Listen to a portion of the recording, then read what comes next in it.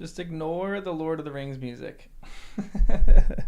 I need to figure out. I need to get Ryan to make me some Game of Thrones music. I feel like Ryan can make me some chill lo-fi Game of Thrones thing. I feel like he'd be really good at that, actually. I'll probably get him to do that because he made the Lord of the Rings thing. So maybe he can give me some Game of Thrones stuff, or the Night of the Seven Kingdoms. Hey guys, thanks for joining on this side of things. We're a little bit different here, but what's going on? What's up? How many of you have read this before? Anybody not read it and you're just joining as I read? I don't think we're gonna finish all of the first short story. I think it's like 100 pages. That would be a lot. And everyone knows I am slow reading. There's really cool illustrations in this though. Yeah, this is a long short story. More like a novella. Yeah, it's a long short story. Read all of it. Your favorite of the A Song of Ice and Fire content? I love it. Excellent. Haven't read it. Interesting. First illustration is also the first shot of the trailer? No way. Oh, cool. Oh no, that's not it. Hold on. It's like the little bald kid in a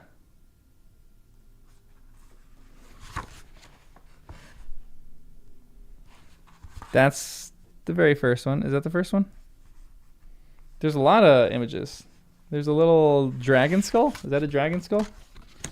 This is like really illustrated. You got that? Definitely more optimistic than A Song of Ice and Fire. Main character's not a dick. You got that? Where he's carrying the old man? Oh yeah, that is the first thing in the trailer. Where he's carrying his master? Something? You finished the first novella. You haven't read the rest? Excellent. We get to read the rest then. I don't know how we're gonna break this up because there's not like chapters in this. So maybe I'll just read for like 2 hours just to see how far we can get. And then we'll take it from there. Maybe. I don't know. This one might not be able to get through that many pages. We'll just keep doing part 1, part 2, part 3, part 4 until I finish the first one of A Hedge Knight. The Hedge Knight. A Hedge Knight? The Hedge Knight. What is a Hedge Knight? Hold on. I need to pull up a map of Westeros. Map of Westeros. Interactive Game of Thrones map.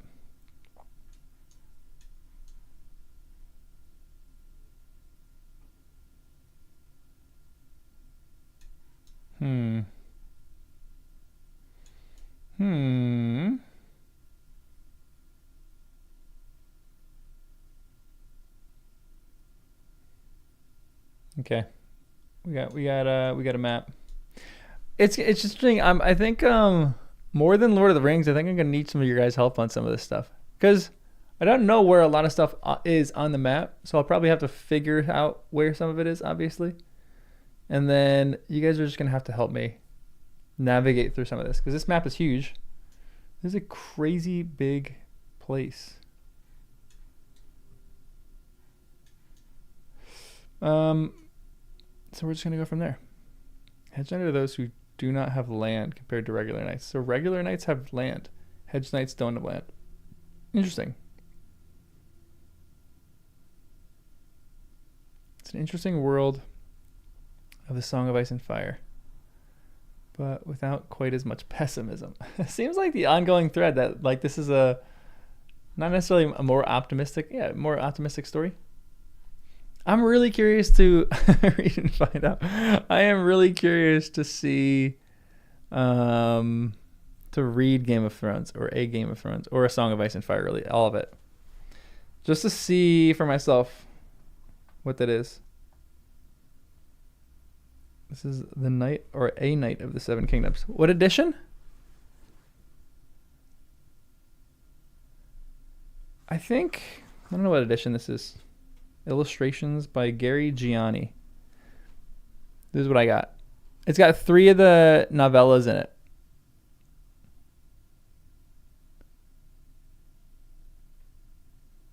I don't know. Why is your name different? I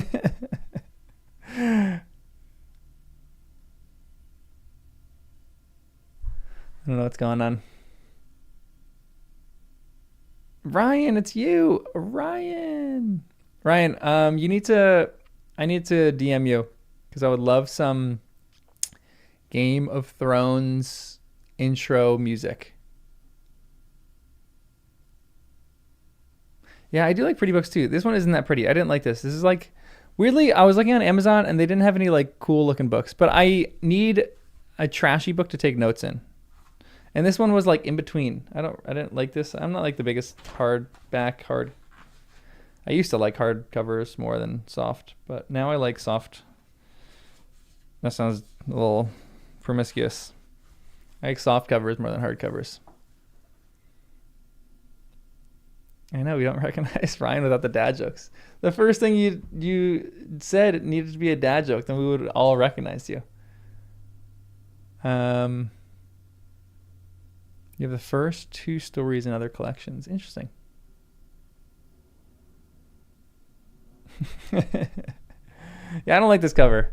They need to make some of the actual A Song of Ice and Fire. They make really cool covers for it. Like I have a really cool cover for the soft back of A Game of Thrones. Of like the wolf. It's really cool. Irreconcilable differences. So it is the Hedge Knight, the Sworn Sword, and then Sworn Sword is long, and then the Mystery Knight. They're all about almost the same exact length. That's the length for each of them. They're pretty much the same exact length for all of them.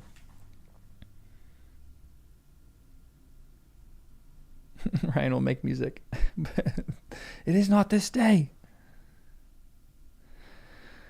All right, guys. You ready? A little less chatter today. A little more reading. Because I think this one's going to be a lot more reading. I'm not just going to be able to just get through a chapter. I don't know how to break this up. I hope there's like natural points where the story might take a break for a second. There's no chapter breaks. There's no line. Oh, there are some line breaks. Maybe we'll do that. On page 48, there's a line break. Maybe we'll try to get to that one.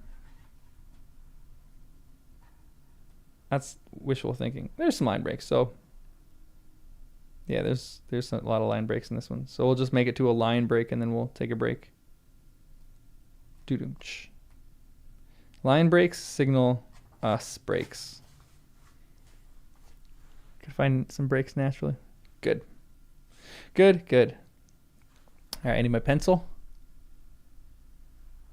I need a sharper pencil than this, but this is all we got.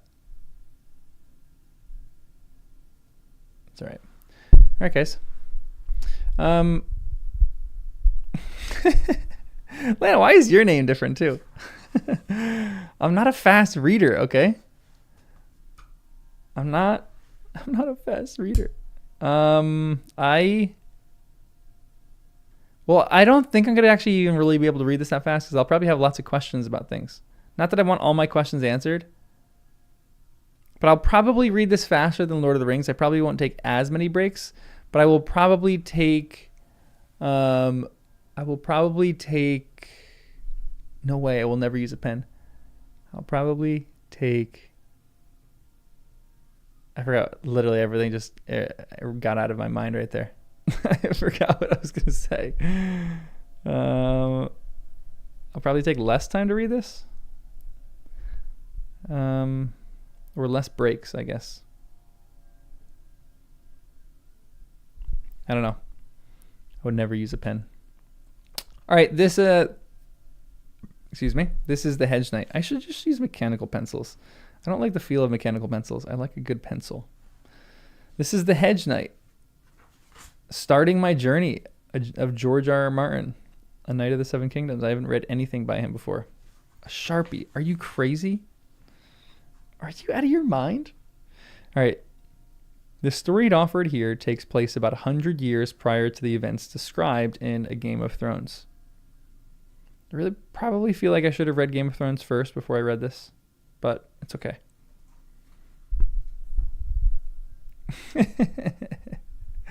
You know what? It depends on what the story is. But the only reason I really take notes is because I make videos about it.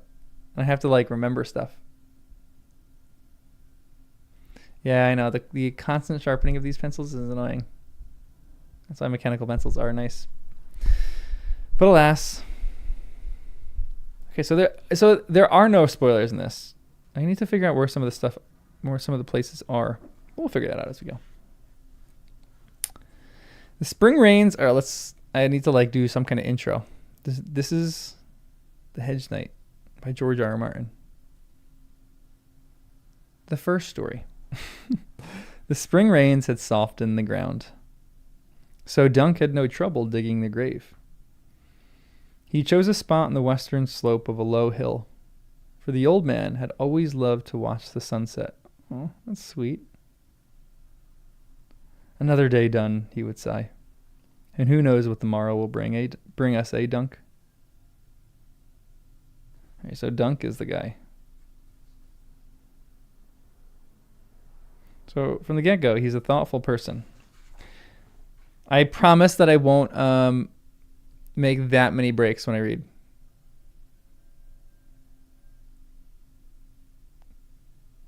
In the Amazon page, and this review seems presumptuous, stirring. As Tolkien has his Silmarillion, so George R. R. Martin has his trilogy of foundational tales.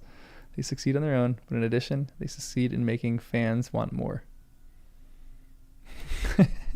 Yeah, comparing these to the Silmarillion, just from the little that I know about the Silmarillion, I don't think there's a comparison for that one. One seems like this one. My initial, not impression because I haven't read this, but like my thought on this is like, it's just like an isolated story, not really the Silmarillion. I don't think this is going to go into that much detail. It almost seems easier than anything else. Dunk has hoop dreams. He's going to invent the game of basketball. That's what this short story is really going to be about.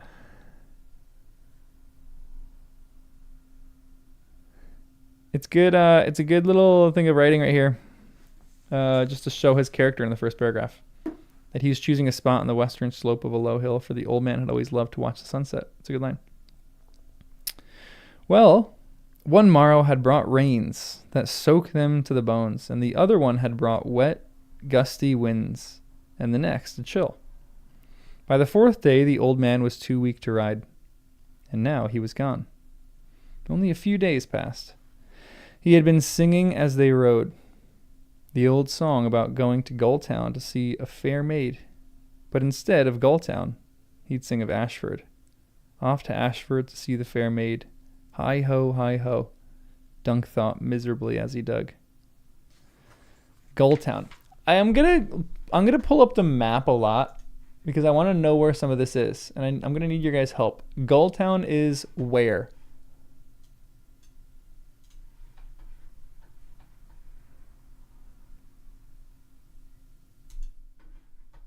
Gulltown. Is this like a real place? I don't like this map. This map needs to pick better fonts.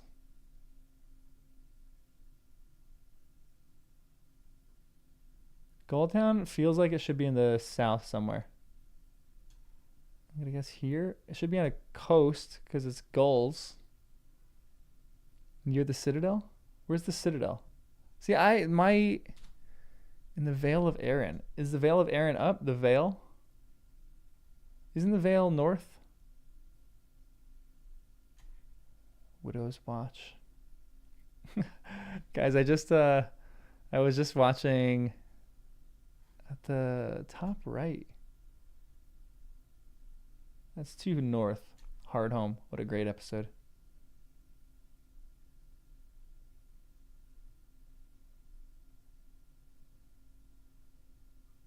Gullstown. Come on, guys. We got to find this somewhere. Left of Bravos? Isn't Bravos... Oh, here we go. There we go. Goldtown. Goldtown. But he was singing this song of Ashford. Where's Ashford now? Sorry, guys. This is going to be agonizing.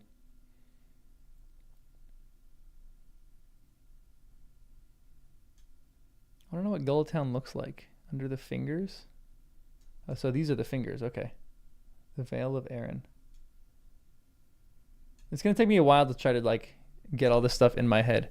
I was saying I'm watching Game of Thrones with my buddy who's watching it for the first time. We're in season 7. Just finished season 7 episode 4 last night. And there's a funny moment, I think in episode 3, where I'm just going to read all right. There's a really funny moment in episode 3 where I forgot who it was. Oh, it was the Highgarden lady. What the heck is her name? Why can't I think of anybody's name? And she goes, "Oh, that's a sword that Joffrey used. What did he call it again?" And he was like, "Widow's Wail." And she goes, "He was always a cunt." Excuse me. Ashford is inside the reach.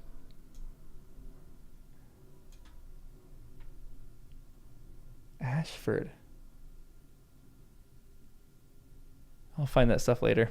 Yeah, Olenna. She is so good. She just died, though. So rest in peace, Olenna. Hold on, sorry, guys. All right, we're going to keep reading. I want to take this many breaks. I'm chatty sometimes. Alrighty. When the hole was deep enough, he lifted the old man's body in his arms and carried him there. He had been a small man and slim, stripped of hauberk, helmet, and sword belt. He seemed to weigh no more than a bag of leaves. Dunk was hugely tall for his age, a shambling, shaggy, big-boned boy of 16 or 17 years. No one was quite certain which. Interesting. He's young. Who stood closer to 7 feet than to 6? So he's tall, and had only just begun to fill out his frame. The old man had often praised his strength. He had always been generous in his praise. It was all he had to give. He laid him out in the bottom of the grave and stood over him for a time. The smell of rain was in the air again, and he knew he ought to fill the hole before it broke. But it was hard to throw dirt on that tired old face. There ought to be a septon here, to say some prayers over him. But he only has me. The old man had taught Dunk all he knew of swords and shields and lances, but he had never been much good at teaching him words.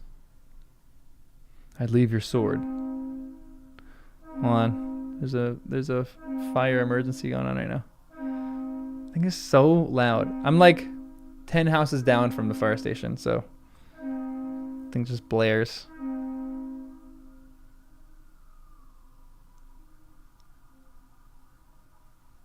I know Dunk is like a young Victor Wembanyama right now.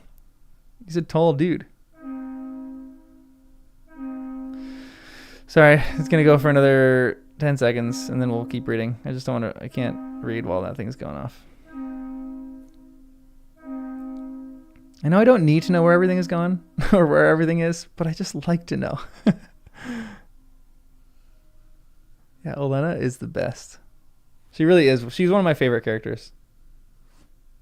She would have made a great queen. And her granddaughter would have been an excellent queen, too.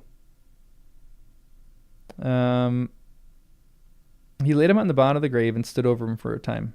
The smell of rain was in the air again, and he knew he ought to fill the hole before it broke. But it was hard to throw dirt on that tired old face. There ought to be a septon here, to say some prayers over him, but he only has me. The old man had taught Dunk all he knew of swords and shields and lances, but he had never been much good at teaching him words. "I'd leave your sword, but it would rust the ground. It would rust in the ground," he said, at last, apologetic. "The gods will give you a new one, I guess." "I wish you didn't die, sir," he paused, uncertain what else needed to be said. He didn't know any prayers, not all the way through. The old man had never been much for praying. "You were a true knight, and you never beat me when I didn't deserve it," he finally managed, except that one time in Maidenpool. It was the inn boy who ate the widow's the widow woman's pie, not me. I told you. It don't matter now. The gods keep you, sir. He kicked dirt in the hole, then began to fill it methodically, never looking at the thing in the bottom. He had a long life, Dunk thought. He must have been closer to 60 than to 50.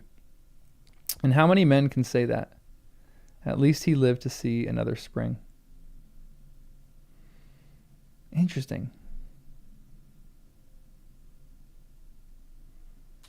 So far, the only thing that I think that George R. R. Martin likes is he likes doing in-between ranges. Like he goes, he was closer to 7 feet than 6 feet. And then he goes, he was closer to 60 than he was to 50.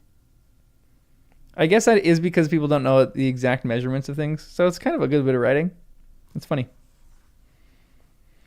He just did that twice in a page. That's just funny to me. The sun was westering as he fed the horse. There were 3. His swayback Stott, the old man's palfrey, and Thunder, his war horse, who was ridden only in tourney and battle. The big brown stallion was not as swift or strong as he had once been, but he still had his bright eye and fierce spirit, and he was more valuable than everything else Dunk owned. If I sold Thunder and Old Chestnut, and the saddles and bridles too, I'd come away with enough silver to... Dunk frowned.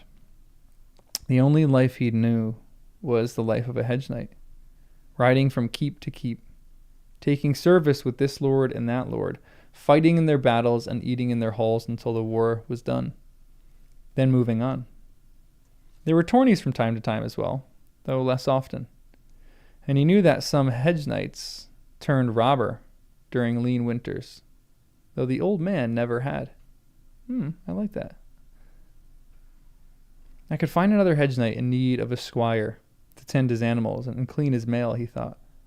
Or, might be, I could go to some city, to Lannisport or King's Landing, and join the city watch.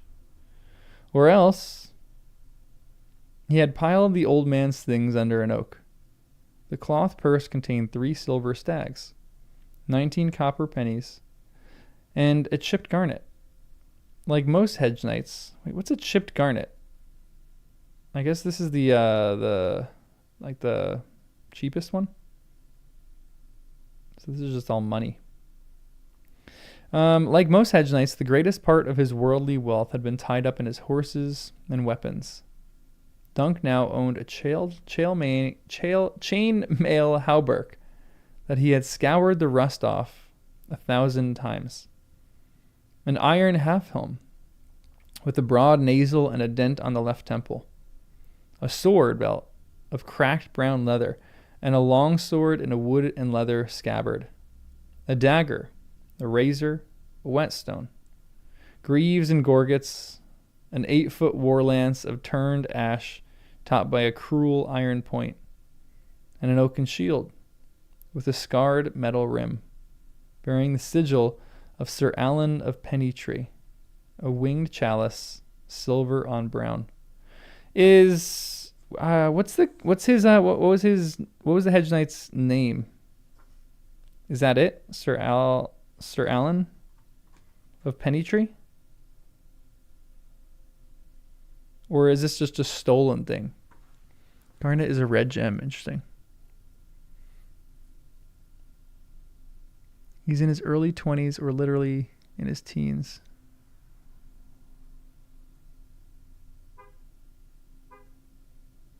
Game of Thrones characters in the young side tend to be written like adults. Lord of the Rings has youngest characters who are technically adults. That's an interesting comparison between the two. Because most of the characters in Lord of the Rings are old, thousands of years old, but they act young. These characters are young and they act old.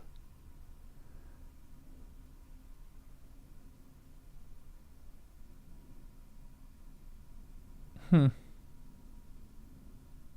is supposed to be just barely out of his teens by Hobbit standards. Yeah, and he's only 31 or something. Arlen of Pennytree is the old man that just died. Okay, that's what I figured. I was just curious if they stole it from someone.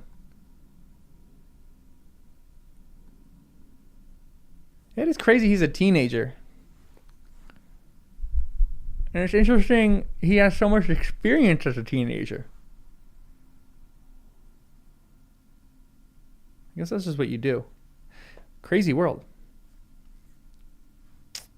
Dunk looked at the shield, scooped up the sword belt, and looked at the shield again. The belt was made for the old man's skinny hips. It would never do for him. No more than the hauberk would. He tied the scabbard to a length of hempen rope, knotted it around his waist, and drew the long sword. The blade was straight and heavy, good castle-forged steel. The grip, soft leather, wrapped over wood. The pommel, a smooth, polished black stone. Plain as it was, the sword felt good in his hand, and Dunk knew how sharp it was, having worked it with whetstone and oilcloth many a night before they went to sleep. It fits my grip as well as it ever fit his, he thought to himself. And there's a tourney at Ashford Meadow.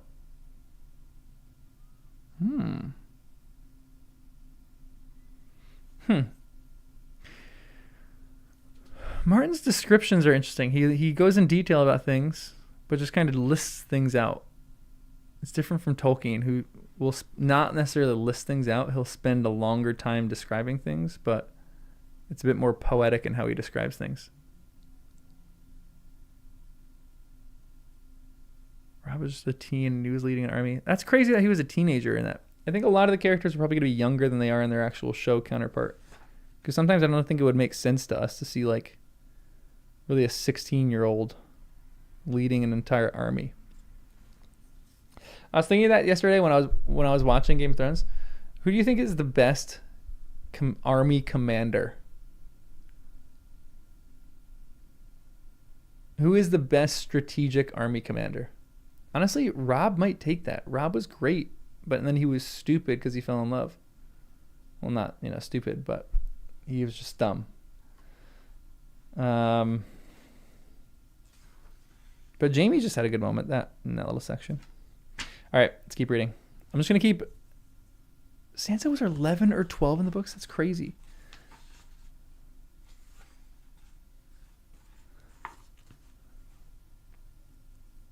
Yeah, for sure. That's true. They had to age him up for very specific reasons, which is probably good.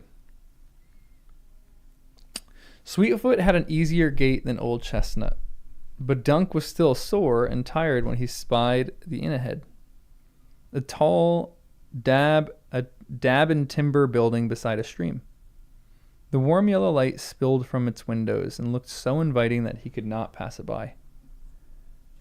I have 3 silvers, he told to himself, enough for a good meal and as much ale as I care to drink. As he dismounted, a naked boy emerged, dripping from the stream, and began to dry himself in a rough-hewn brown cloak.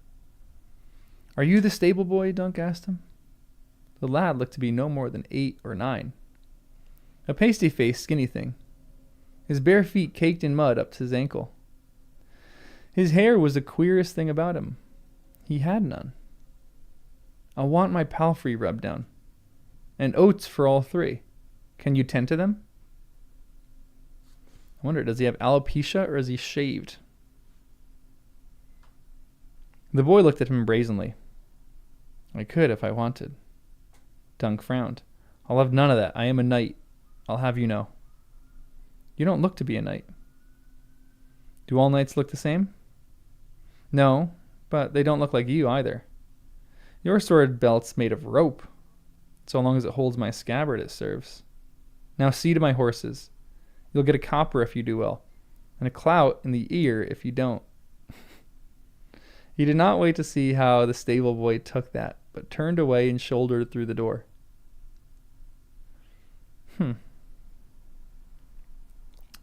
At this hour, he would have expected the inn to be crowded, but the common room was almost empty. A young lordling in a fine damask mantle was passed out at one table, snoring softly into a pool of spilled wine. Otherwise, there was no one. Dunk looked around, uncertain, until a stout, short, whey-faced woman emerged from the kitchens and said, "Sit where you like. Is it ale you want or food? Both. Dunk took to a chair by the window, well away from the sleeping man. There's good lamb roasted with a crust of herbs and some ducks my son shot down. Which will you have? He had not eaten at an inn in half a year or more. Both. The woman laughed. Well, you're big enough for it. She drew a tankard of ale and brought it to his table. Will you be wanting a room for the night as well? No. Dunk would have liked nothing better than a soft straw mattress and a roof above his head, but he needed to be careful with his coin. The ground would serve. Some food, some ale, and if it's on Ashford, and it's on to Ashford for me. How much further is it? A day's ride. Bear north when the road forks at the burn mill. Is my boy seeing to your horses, or has he run off again? So this is a little mother and father, or mother and son, mother and father, mother and son. No, he's there," said Dunk. "You seem to have no custom." Half the town's gone to the tourney. Half the town's gone to see the tourney. My own would as well if I allowed it. They'll have this in when I go. But the boy would sooner swagger about with soldiers, and the girl turns to sigh and giggles every time a knight rides by. I swear I couldn't tell you why. Knights are built the same as other men. I never knew a joust changed the price of eggs. She eyed Dunk curiously. His sword and shield told her one thing. His rope belt and rough spun tunic quite another. You're bound for the tourney yourself. Gosh, I can't read right now.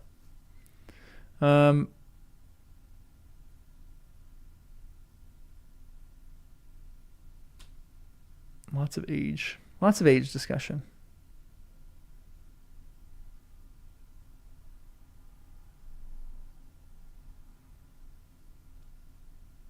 He didn't need to make them so young to be period accurate. George R. R. Martin has a history degree? That's actually interesting.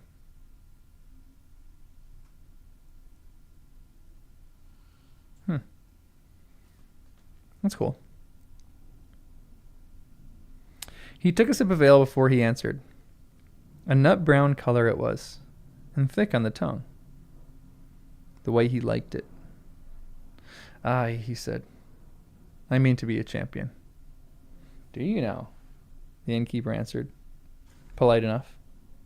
Across the room the lordling raised his head from the wine puddle. His face had a sallow, unhealthy cast to it beneath a rat's nest of sandy brown hair, and blonde stubble crusted his chin. He rubbed his mouth, blinked at Dunk, and said, I dreamed of you. Huh? His hand trembled as he pointed a finger. You stay away from me. Do you hear? You stay well away. Dunk stared at him uncertainly. My lord? The innkeeper leaned close. Never you mind that one, sir. All he does is drink and talk about his dreams. I'll see about that food, she bustled off. Food? The lordling made the word an obscenity. He staggered to his feet, one hand on the table to keep himself from falling. I'm going to be sick, he announced. The front of his tunic was crusted red with old wine stains. I wanted a whore, but there's none to be found here. All gone to Ashford Meadow. Gods be good. I need some wine. He lurched unsteadily from the common room, and Dunk heard him climbing steps, singing under his breath. A sad creature, thought Dunk. Why did he think he knew me? He pondered that a moment over his ale. That's a weird thing. You stay away from me. You stay well away. I dreamed of you. The lamb was good as any he had ever eaten, and the duck was even better, cooked with cherries and lemons, and not near as greasy as most.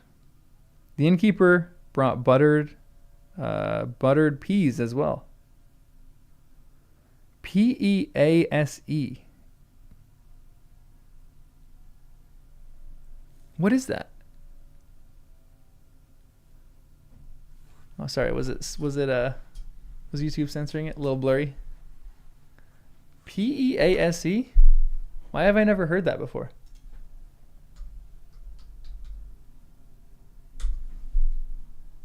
Is it just a different spelling of peas? Just the old spelling for peas. Interesting. Okay. Cool. Buttered peas. That doesn't sound very delicious, but I guess to each their own. A typo. Yeah. It could be. The innkeeper brought buttered peas as well, and oaten bread still hot from her oven. This is what it means to be a knight, he told himself as he sucked the last bit of meat off the bone. Good food and ale whenever I want it, and no one to clout me in the head. He had a second tankard of ale with the meal, and a third to wash it down, and a fourth because there was no one to tell him he couldn't. And when he was done, he paid the woman with a silver stag, and still got back a fistful of coppers. It was full dark by the time Dunk emerged. His stomach was full and his purse was a little lighter. But he felt good as he walked to the stables. Ahead he heard a horse whicker. Easy, lad, a boy's voice said. Dunk quickened his step, frowning. He found the stable boy mounted on Thunder and wearing the old man's armor. The hauberk was longer than he was, and he'd had to tilt the helm back on his bald head, or else it would have uncovered his eyes, or else it would have covered his eyes. He looked utterly intent and utterly absurd. Dunk stopped in the stable door and laughed. The boy looked up, flushed, vaulted to the ground. My lord, I did not mean... Thief, Dunk said, trying to sound stern. Take off that armor and be glad that Thunder didn't kick you in that fool head. He's a war horse, not a boy's pony. The boy took off the helm and flung it to the straw. I could ride him as well as you, he said. Bold as you please. Close your mouth. I want none of your insolence. The hauberk, too. Take it off. What did you think you were doing? How can I tell you, with my mouth closed? The boy squirmed out of the chainmail and let it fall off. You can open your mouth to answer, said Dunk. Now pick up that mail, shake off the dirt, and put it back where you found it. And the half helm, too. Did you feed the horses, as I told you? And rub down Sweetfoot? Yes, the boy said, as he shook straw from the mail. You're going to Ashford, aren't you? Take me with you, sir. The innkeeper had warned him of this. Then what might your mother say to that? My mother? The boy wrinkled up his face. My mother's dead. She wouldn't say anything. Gosh. That's like the Harry Potter line when he goes, my parents are dead. The very first thing that he says to Draco Malfoy. Or one of the first. They sell frozen peas, carrots, and some other veggies with butter. Interesting. I mean, cooked vegetables are delicious with butter. I'm not the biggest butter fan, but every once in a while, I just smother it in butter. Oh, that's actually a great question. Why is his purse lighter if he spent one coin and got several in change? Mixed metaphors. I like that. That's actually a really good point. That's funny. My mother, the boy wrinkled up his face. My mother's dead. She wouldn't say anything. He was surprised. Wasn't the innkeeper his mother? Perhaps he was only apprenticed to her. Dunk's head was a little fuzzy from the ale. Are you an orphan boy? He asked uncertainly. Are you? The boy threw back. I was once, Dunk admitted, till the old man took me in. If you took me, I could squire for you. I have no need of a squire, he said. Every knight needs a squire, the boy said. You look as though you need one more than most. Dunk raised a hand threateningly. And you look as though you need a clout in the ear, it seems to me. Fill me a sack of oats. I'm off for Ashford. Alone. If the boy was frightened, he hid it well. For a moment he stood there, defiant, his arms crossed, but just as Dunk was about to give up on him, the lad turned and went for the oats. Dunk was relieved. A pity I couldn't, but he has a good life here at the inn. A better one that he'd have squiring for a hedge knight. Taking him would be no kindness. He could still feel the lad's disappointment, though. As he mounted Sweetfoot and took up Thunder's lead, Dunk decided that a copper penny might cheer him. Here, lad, for your help.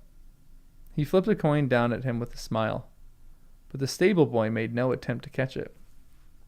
It fell in the dirt between his bare feet, and there he let it lie. These illustrations are great. Look at this little illustration. I love this.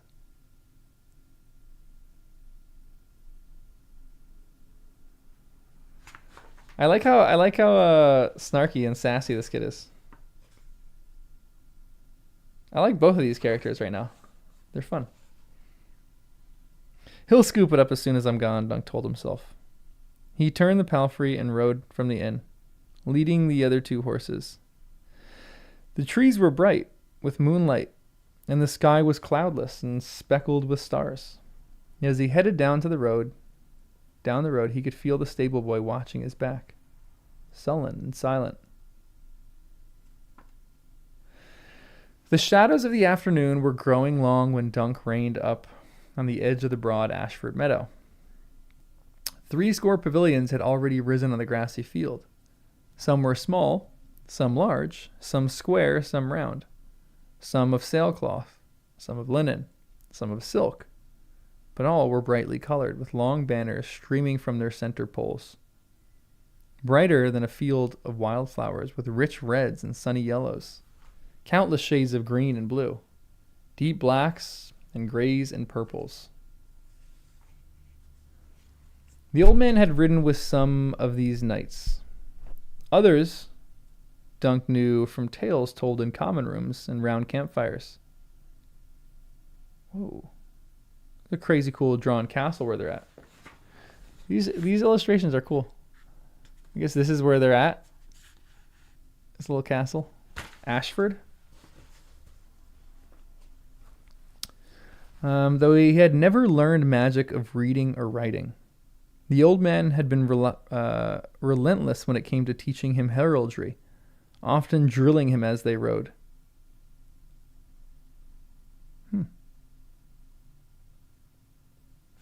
The nightingales belonged to Lord Caron of the Marches, as skilled with the high harp as he was with the lance.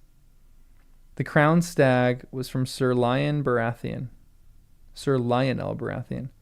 The crowned stag was for Lionel Baratheon, the laughing storm.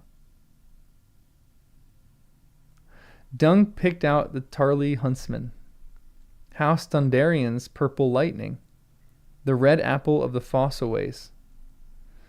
There roared the Lion of Lannister, Lion of Lannister gold on crimson, and there the dark green sea turtle of the Eastermonts swam across a pale green field. The brown tent beneath the red stallion could only belong to Sir Otto Bracken. Oh, the Brackens, interesting.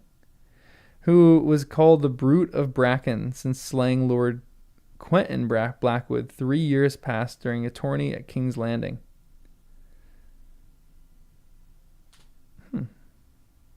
Dunk heard that Sir Otto?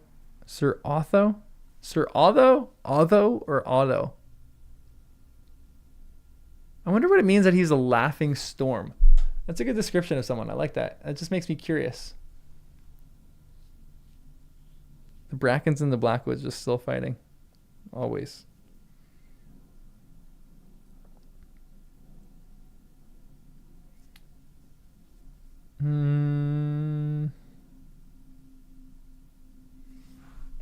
Dunk heard that Sir Otto struck so hard with the blunted long axe that he staved in the visor of the Lord Blackwood's helm and the face beneath it.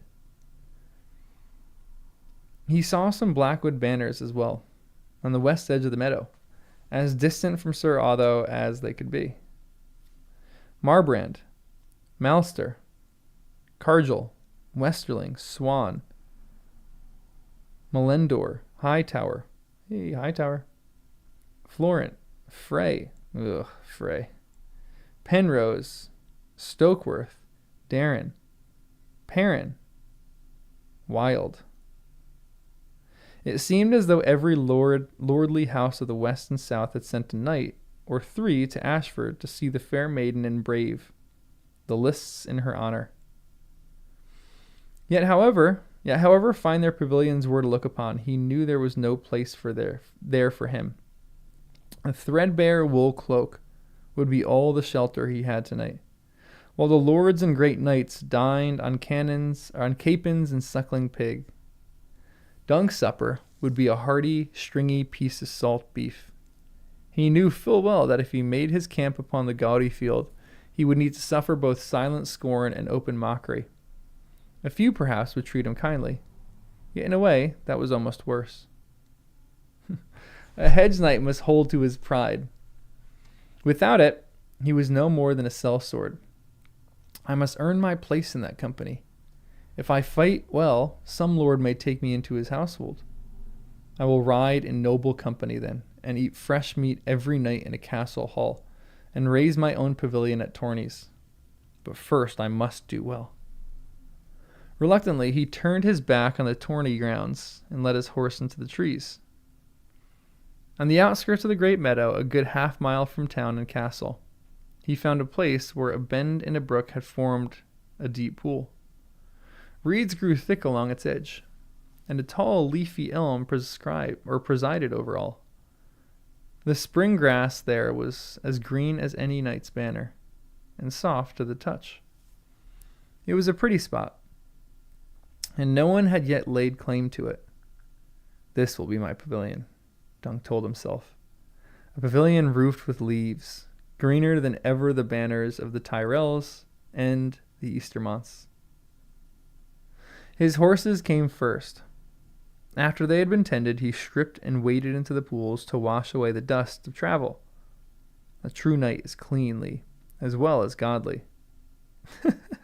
That's like cleanliness is next to godliness.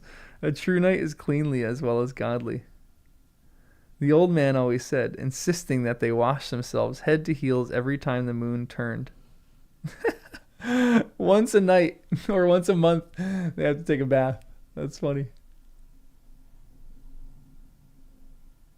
Yeah, George really does like heraldry,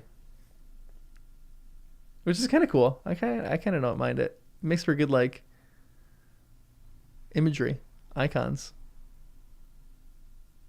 I'm curious to know more about the Brackens and the Blackwoods. I hope we get more of that in Song of Ice and Fire, because I'm like curious what the heck was going on between them, why they hate each other. Let's keep reading.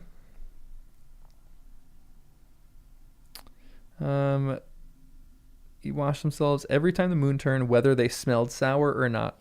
Now that he was a knight, Dunk vowed he would do the same. He sat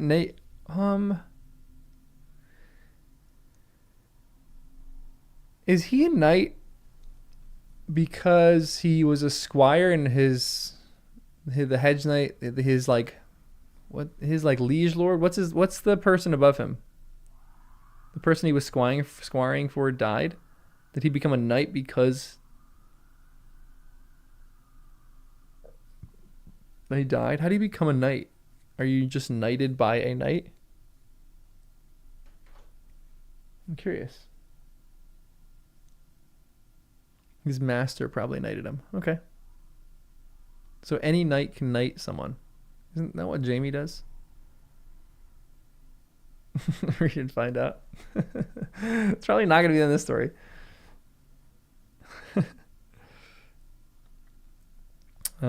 He sat naked under the elm while he dried, enjoying the warmth of the spring air on his skin as he watched a dragonfly move lazily amongst the reeds.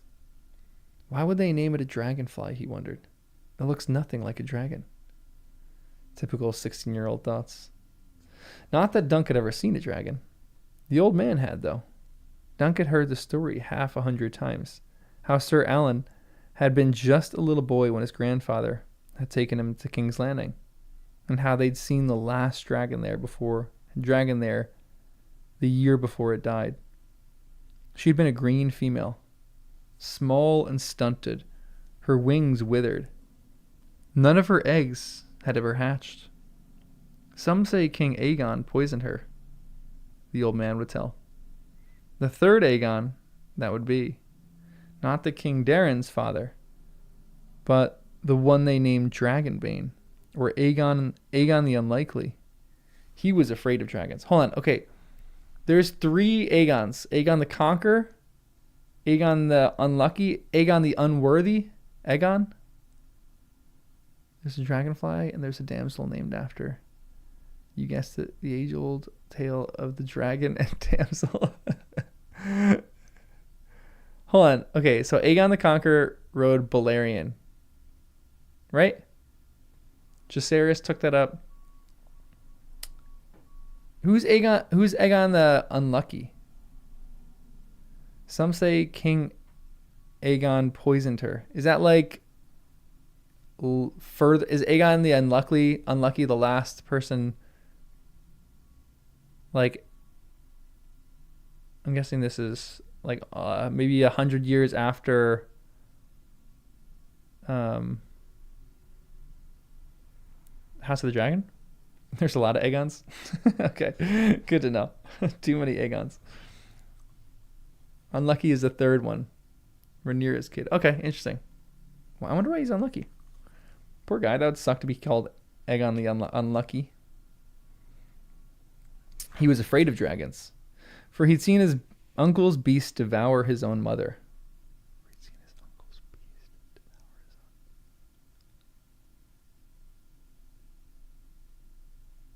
Spoilers! What? Oh, no way.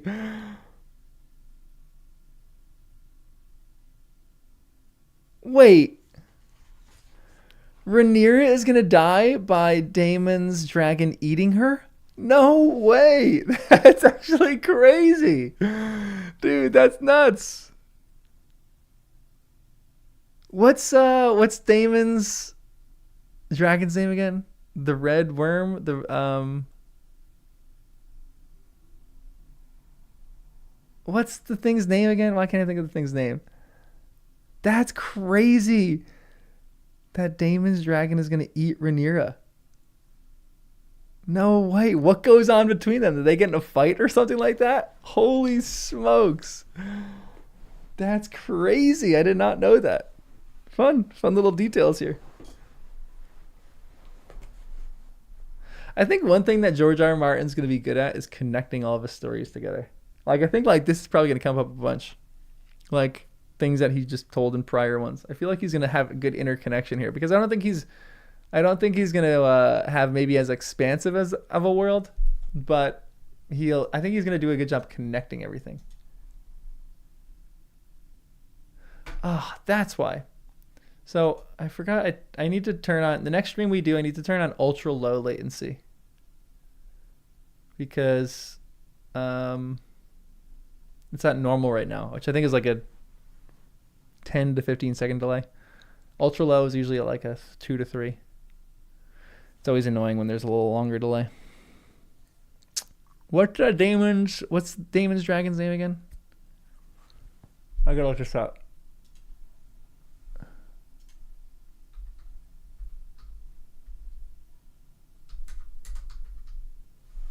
Caraxes. The bloodworm. Caraxes.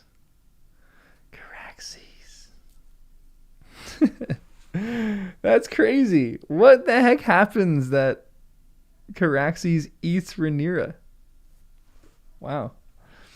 The summers have been shorter since the last dragon died, and the winters longer and crueler. Huh.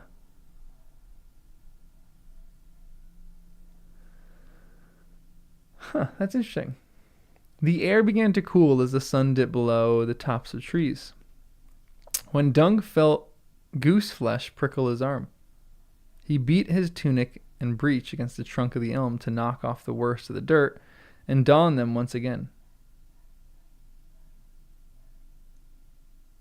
Is goose flesh a plant?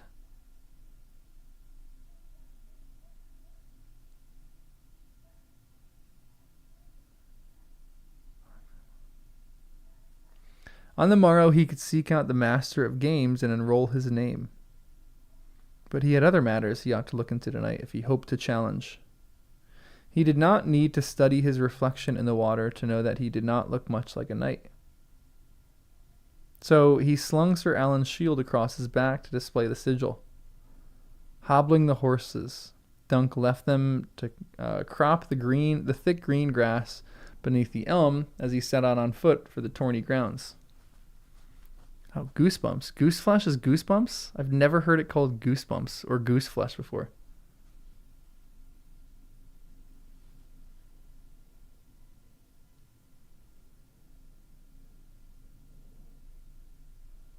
He's just getting a little cold. Interesting. Goose flesh. That's a weird way to say it.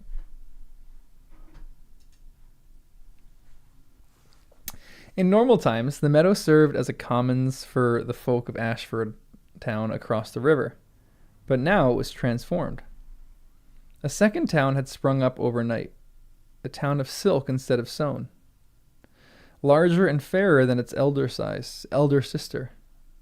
Dozens of merchants had erected their stalls along the edge of the field, selling felts and fruit, belts and boots, hides and hawks, earthenware, gemstones, pewterworks, spices, feathers, and all manner of other goods. Jugglers, puppeteers, and magicians wandered amongst the crowd, plying their trades, as did the whores and cat purses and cut purses. Dunk kept a wary hand on his coin. When he caught the smell of sausages sizzling over a smoky fire, his mouth began to water.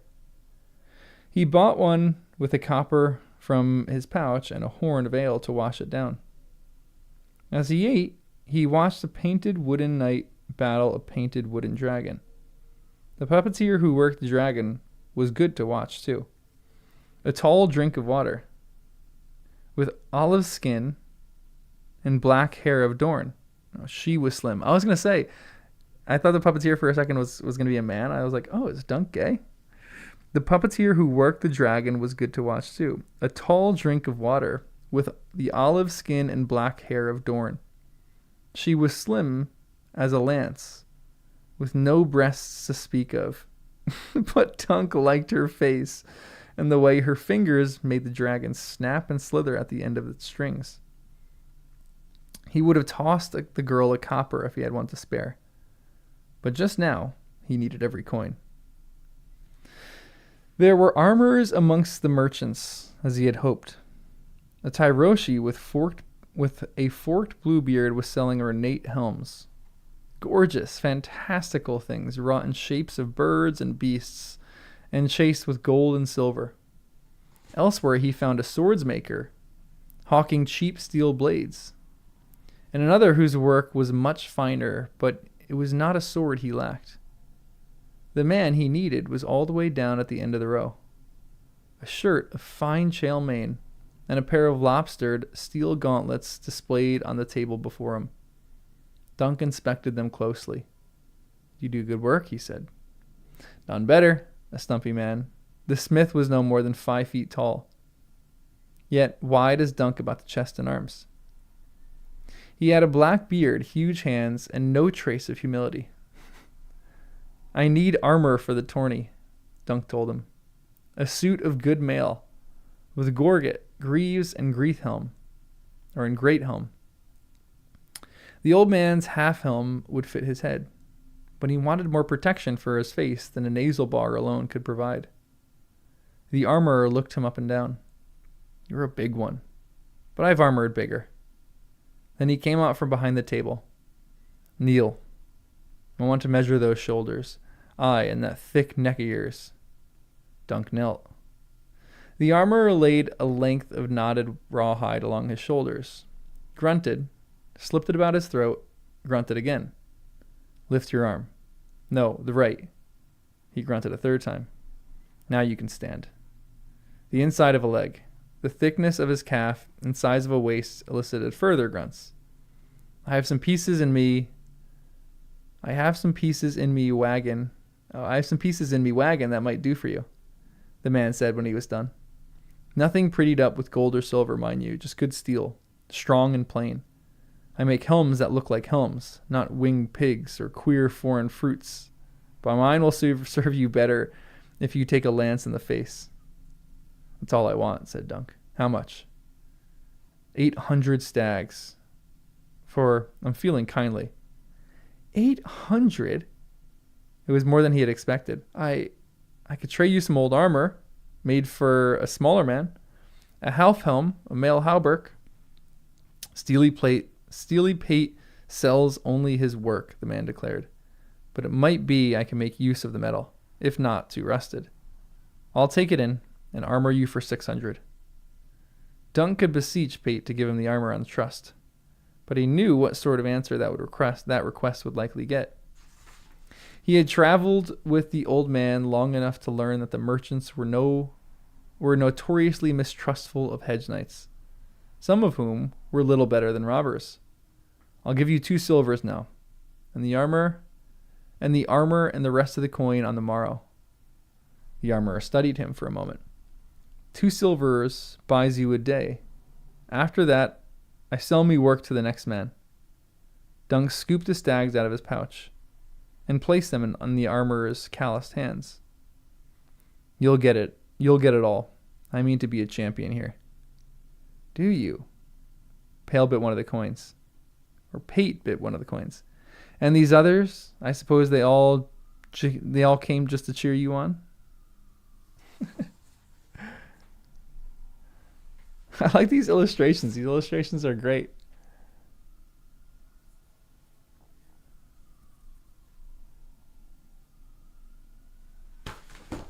This is a fun little story. I kind of like his writing. It's like in between. It's like just readable, fun. There's kind of a lightness to it. Doesn't go into that much detail. Kind of moves the story along. It's kind of fun. Ooh, Song of Ice and Fire reread. Hopefully I'll get to the Song of Ice and Fire in the next month or so. Probably read this in like the next month. Make some videos about it and start George's story. Game of Thrones. All right, let's keep reading.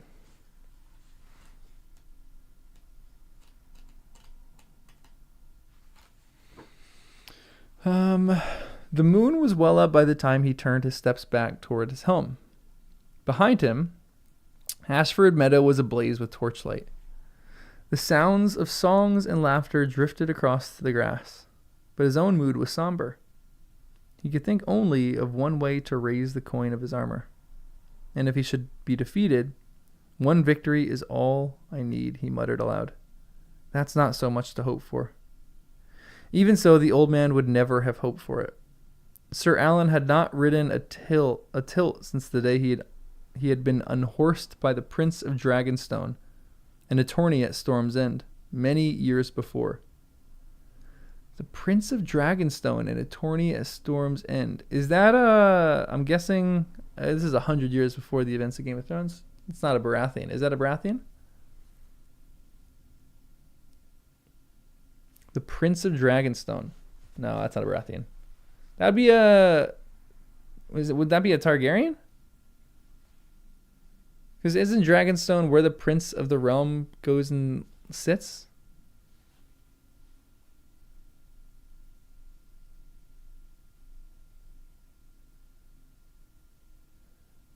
Okay, Dragonstone is a Targaryen island. Interesting, okay. Where am I? It is not every man who can boast that he broke 7 lances against the finest knight in the 7 kingdoms, he would say. I can never hope to do so. No, never hope to do better. So why should I try? Dunk has suspected that Sir Alan's age had more to do with it than the Prince of Dragonstone did. But he never dared say as much. The old man had his pride, even at the last. I am quick and strong, he always said so.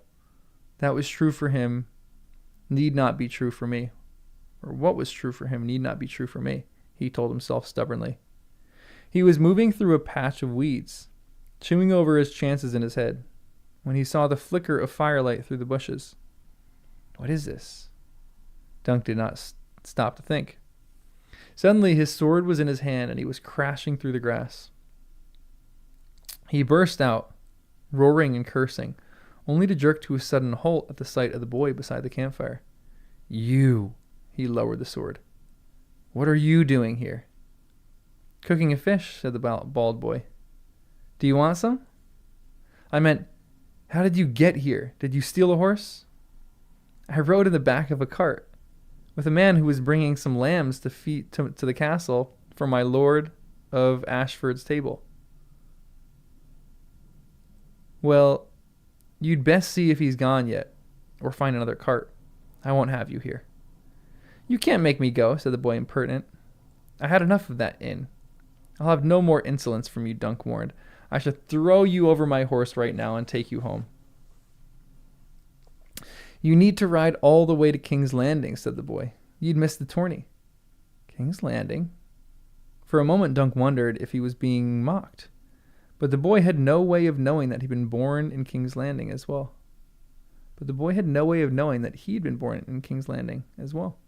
Another wretch from Flea Bottom, like as not, and who can blame him for wanting out of that place? He felt foolish standing there with a sword in his hand over an 8-year-old orphan. He sheathed it, glowering so the boy would see that he would suffer no nonsense. I ought to give him a good beating at the least, he thought. But the child looked so pitiful. He could not bring himself to hit him. He glanced around the campfire. The fire was burning merrily with a neat circle of rocks. The horses had been brushed, and the clothes were hanging from the elm, drying above the flames. What are those doing here? There's something about Dunk that I really like is he's a teenage boy who seems to be influenced by the proper thing to do, or like the thing that everyone else is doing. So he has an attitude of, I'm going to follow the crowd in my head, but he doesn't for what is right and what is not. He keeps threatening the boy, saying that he's going to hit the boy and give him a good beating. But I feel like he's only doing that because that's what everyone else does. But he actually doesn't do that. And I don't think he's really going to do that. He seems too kind-hearted to do that, which I really, really like. I really respect him. Obviously, for not beating someone. I mean, that's like, maybe not the the most respectable thing or the thing that's worthy of most of your respect. But I think he's a well-written character for that. George has just kept throwing that little detail in there. Like he like goes with the flow. He's like wants to be like accepted, but he at the end of the day it has a kindly heart, which I like. He's a good character. That's why you love Dunk. I like it. Okay, good. So my character assessment is good so far. If Nemo agrees, then I'm good. I washed them, the boy said, and I groomed the horses, made a fire, and caught this fish. I would have raised your pavilion, but I couldn't find one. There's my pavilion. Dunk swept a hand above his head, at the branches of the tall elm that loomed above them. That's a tree, the boy said, unimpressed. It's all the pavilion a true knight needs. I would sooner sleep under the stars than in some smoky tent. What if it rains? The tree will shelter me. Trees leak. Dunk laughed. So they do. Well, if truth be told, I lack the coin for a pavilion. And you'd best turn that fish, or it will be burned on the bottom and raw on the top. You'd never make a kitchen boy. I would if I wanted, the boy said. But he turned the fish. What happened to your hair? Dunk asked of him. The maester shaved it off. Interesting. Okay. I'm guessing because I think this is the story, like you guys have said, it's Dunk and the egg. So this is this egg on the unworthy? Wait. No. Egg on the unworthy. No. It can't be. Where was that mentioned before? Hold on 1 second. Sorry. The third Aegon that would be not Darren's father, but the one they named Dragonbane. No, he'd be super old. Okay. This has got to be Egg, E-G-G, not A-E-G. But could he be a Targaryen? And why is a maester shaving his head?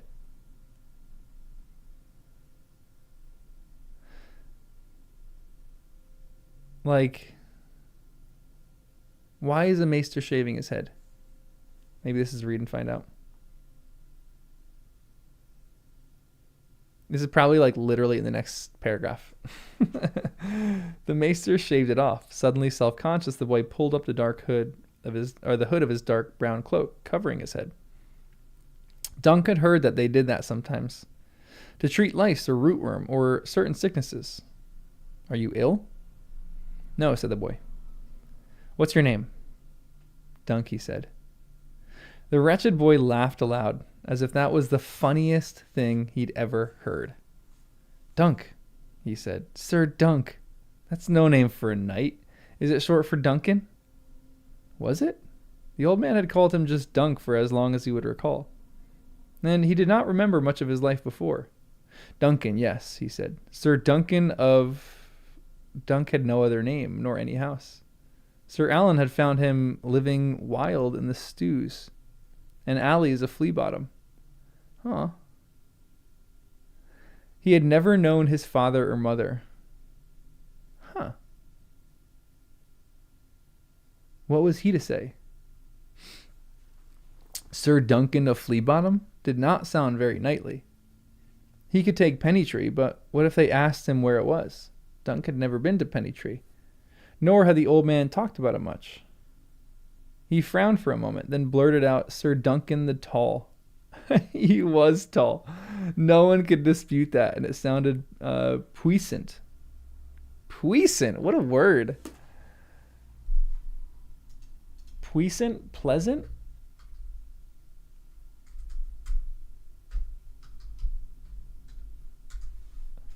Having great power or influence. Archaic. So I guess George uses some archaic language too. Puissant. Good word.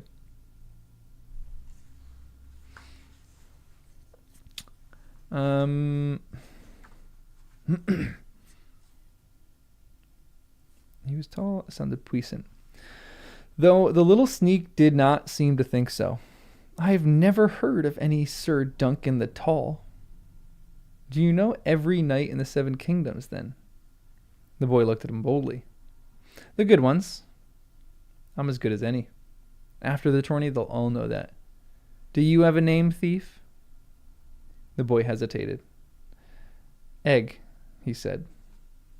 Dunk did not laugh. His head does look like an egg. Small boys can be cruel, and grown men as well. Egg, he said. I should beat you bloody and send you on your way. But the truth is, I have no pavilion, and I have no squire either. If you'll swear to do as you're told, I'll let you serve me for the tourney. After that, well, we'll see. If I decide you're worth your keep, you'll have clothes on your back and food in your belly. The clothes might be rough spun, and the food salt beef and salt fish, and maybe some venison from time to time where there are no forsters about, but you won't go hungry. And I promise not to beat you except when you deserve it. Egg smiled. Yes, my lord. Sir, Dunk corrected. I am only a hedge knight. He wondered if the old man was looking down on him. I will teach him the arts of battle, the same as you taught me, sir. He seems a likely lad. Maybe one day he'll make a knight. The fish was still a little raw on the inside when they ate it, and the boy had not removed all the bones, but it still tasted a world better than the hard salt beef. Egg soon fell asleep beside the dying fire. Dunk lay on his back nearby, his big hands behind his head, gazing up at the night sky. He could hear the distant music from the tourney grounds half a mile away. The stars were everywhere, thousands and thousands of them. One fell as he was watching, a bright green streak that flashed across the black, then was gone. A falling star brings luck to him who sees it, Dunk thought. But the rest of them are all in their pavilions by now, staring up at silk instead of sky. So the luck is mine alone. Hey, is he going to win this? I hope he wins this tourney. Watch out! Yeah, the Little Hedge Knight. It's a great story so far. I like this. It's very fun. I really like Dunk as a character. Don't really know much about Egg, but I like the story so far. It's a good one. Let's keep reading. In the morning, he woke to the sound of a cock crowing. Every time I feel like there's a cock crowing, I think of Lord of the Rings now. So what a great paragraph at the end of that. Egg was still there, curled up beneath the old man's second best cloak. Well, the boy did not run off during the night. That's a start. He prodded him awake with his foot. Up. There's work to do. The boy rose quick enough, rubbing his eyes. Help me, Saddlefoot Sweet. Help me, Saddle Sweetfoot. There's my little... Dunk told him. What about breakfast? There's salt beef after we're done. I'd sooner eat the horse, Egg said. Sir? You'll eat my fist if you don't do as you're told. Get the brushes. They're in the saddle sack. Yes, that one. Together they brushed out the palfrey's sorrel coat, hefted Sir Alan's best saddle over her back, and cinched it tight. Egg was a good worker once he put his mind to it. Dunk saw. I expect they'll be gone most of the day, he told the boy as he mounted. You're to stay here and put camp in order. Make sure no other thieves come nosing about. Can I have a sword to run them off with? Egg asked. He had blue eyes. Dunk saw, very dark, almost purple. His bald head made them seem huge somehow. No, Dunk said. Nice enough. And you had best be here when I come back. Do you hear me? Rob me and run off, and I'll hunt you down. I swear I will, with dogs. You don't have any dogs, Egg pointed out. I'll get some, said Dunk. Just for you. He turned Sweetfoot's head toward the meadow, moving at a brisk trot, hoping the threat would be enough to keep the boy honest, save for the clothes on his back, the armor in his sack, and the horse beneath him. Everything Dunk owned in the world was back at that camp. I'm a great fool to trust the boy so far. But it is no more than the old man did for me, he reflected. The mother must have sent him to me so I could pay my debt. The mother being one of the gods? The mother god? They use the exact lines in the show for the trailer. I love that. That's cute. I like that. I love when they do that. I love when a good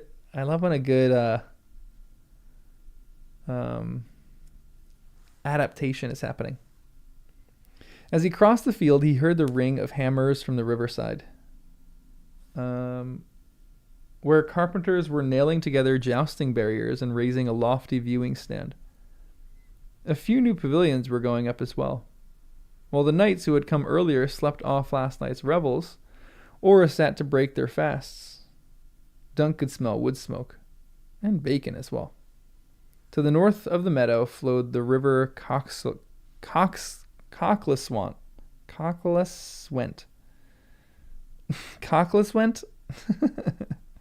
A vassal stream to the mighty Mander. Beyond the shallow ford lay town and castle. Dunk had seen many a market town during his journey with the old man. This was prettier than most. The whitewashed houses with their thatched roofs had an inviting aspect to them. When he was smaller, he used to wonder what it would be like to live in such a place. To sleep every night with a roof over your head and wake every morning with the same walls wrapped around you. It may be that soon I'll know, I, and Egg too. It could happen. Stranger things happened every day. Ashford Castle was a stone structure built in the shape of a triangle, with round towers rising 30 feet tall at each point, and thick, crenellated walls running between them. Orange banners flew from its battlements, displaying the white sun and chevron sigil of the Lord. Men-at-arms in orange and white livery stood outside the gates with halberds, watching people come and go, seemingly more intent on joking with a pretty milkmaid than in keeping anyone out. Dunk reined up in front of the short, bearded man he took for their captain and asked for the master of the games. It's Plummer you want. He's steward here. I'll show you. Inside the yard, a stable boy took Sweetfoot for him. Dunk slung Sir Alan's battered shield over a shoulder and followed the guard captain of the black of the bat followed the guard captain back of this over the shoulder and followed the guard's captain back of the stables to a turret built in the angle of the curtain wall. Gosh, I couldn't read that sentence. Steep stone steps.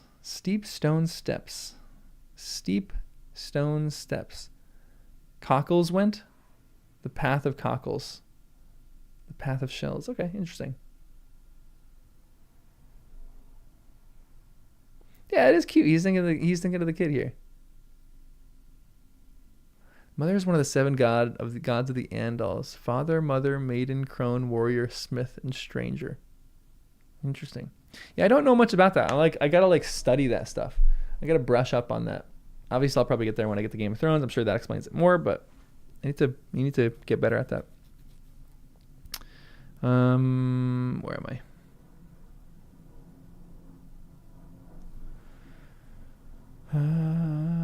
Steep stone steps led up to the walkway, to the wall walk.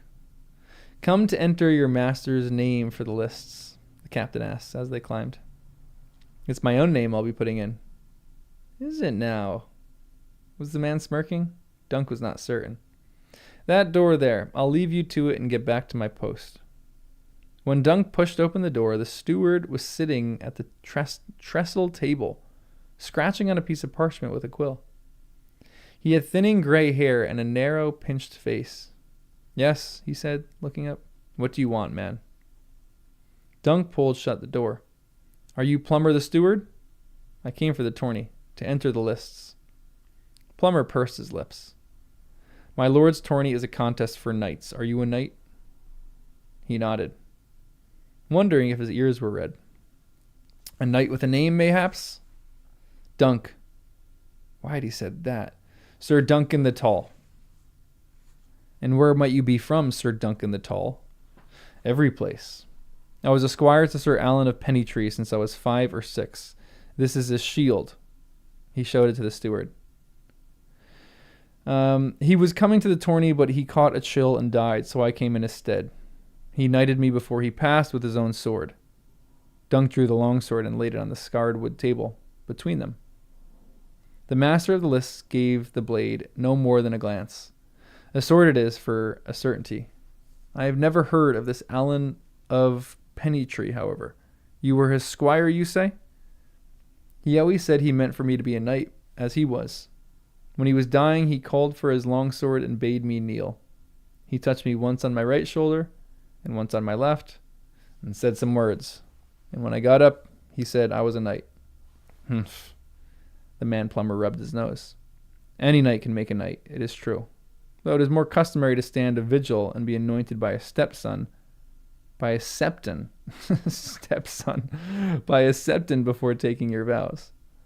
Were there any witnesses to your dubbing? Only a robin up in a thorn tree. I heard it as the old man was saying the words. He charged me. I like that he's daydreaming when he's getting knighted. He's thinking, he's listening to the robins up there. He is honestly a little scatterbrained. He's kind of a dummy. I feel like Egg is going to be the smart one and Sir Duncan's going to be like the dumb one. Only a robin up in a thorn tree. I heard it as the old man was saying the words. He charged me to be a good knight and shrewd, to obey the 7 gods, defend the weak and the innocent, serve my lord faithfully, and defend the realm with all my might. And I swore that I would. Well, actually, after that, he's like paying attention. I like that paragraph. He pays attention, but he's also scatterbrained. He's like a teenager. He is also very honest, stupidly so. So he's like Ned Stark. I kind of like him though. He's got like honor. I'm kind of into him. Yeah, he's like an adorable dummy. Just a tall, adorable dummy. No doubt. Plumber did not deign to call him sir. Dunk could not help but notice. I shall need to consult with Lord Ashford. Will you or your late master be known to any of the good knights here as assembled? Dunk thought a moment. There was a pavilion flying the banner of House Dundarian. Dundarian is the Brotherhood with no banners in the show. Beric Dondarrion? What's that name?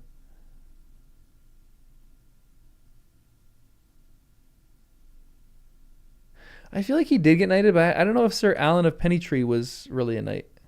Beric Dondarrion. Okay.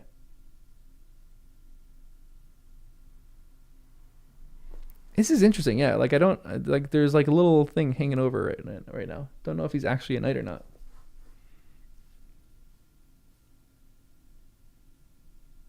A little shout out.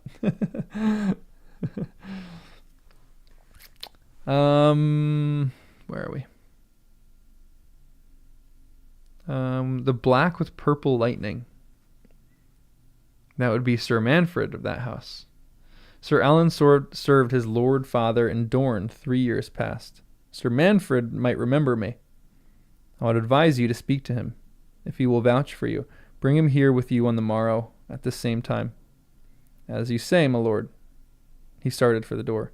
Sir Duncan, the steward called after him. Duncan turned back.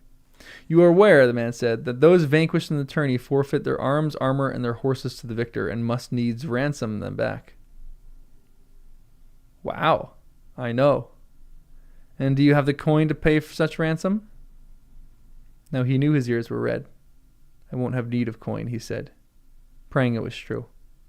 All I need is one victory.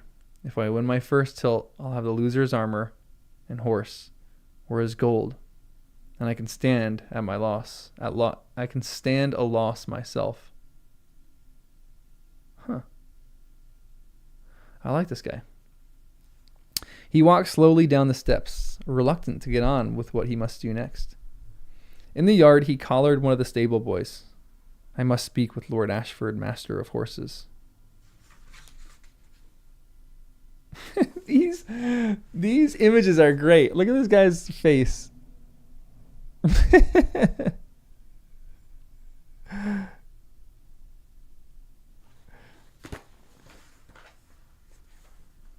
I guess that's the master of horses. I'll find him for you. It was cool and dim in the stables. An unruly gray stallion snapped at him as he passed, but Sweetfoot only whickered softly and nuzzled his hand when he raised it to her nose. You're a good girl, aren't you? He murmured. The old man always said that a knight should never love a horse, since more than a few were like to die under him. But he never needed his own counsel either. Dunk had often seen him spend his last copper on an apple for old Chestnut, or some oats for Sweetfoot and Thunder. Ah!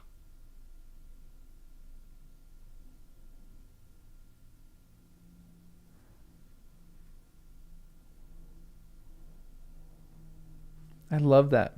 Dunk had often seen him spend his last copper on an apple for old Chestnut or some oats for Sweetfoot and Thunder. Love this guy. This is really like the indication that they give in some of these books of like, this is when you know someone's good, if they treat animals properly. And the ironic thing is that Sirius Black says, well, not, I mean, this is going to sound controversial because it makes it sound like house elves are animals, which they're not. They're beings. But he says that line, and you know the measure of a man not by how they treat their superiors, but how they treat their inferiors. And then he treats his inferiors like crap. But this is a great indication. Good indication of a good man.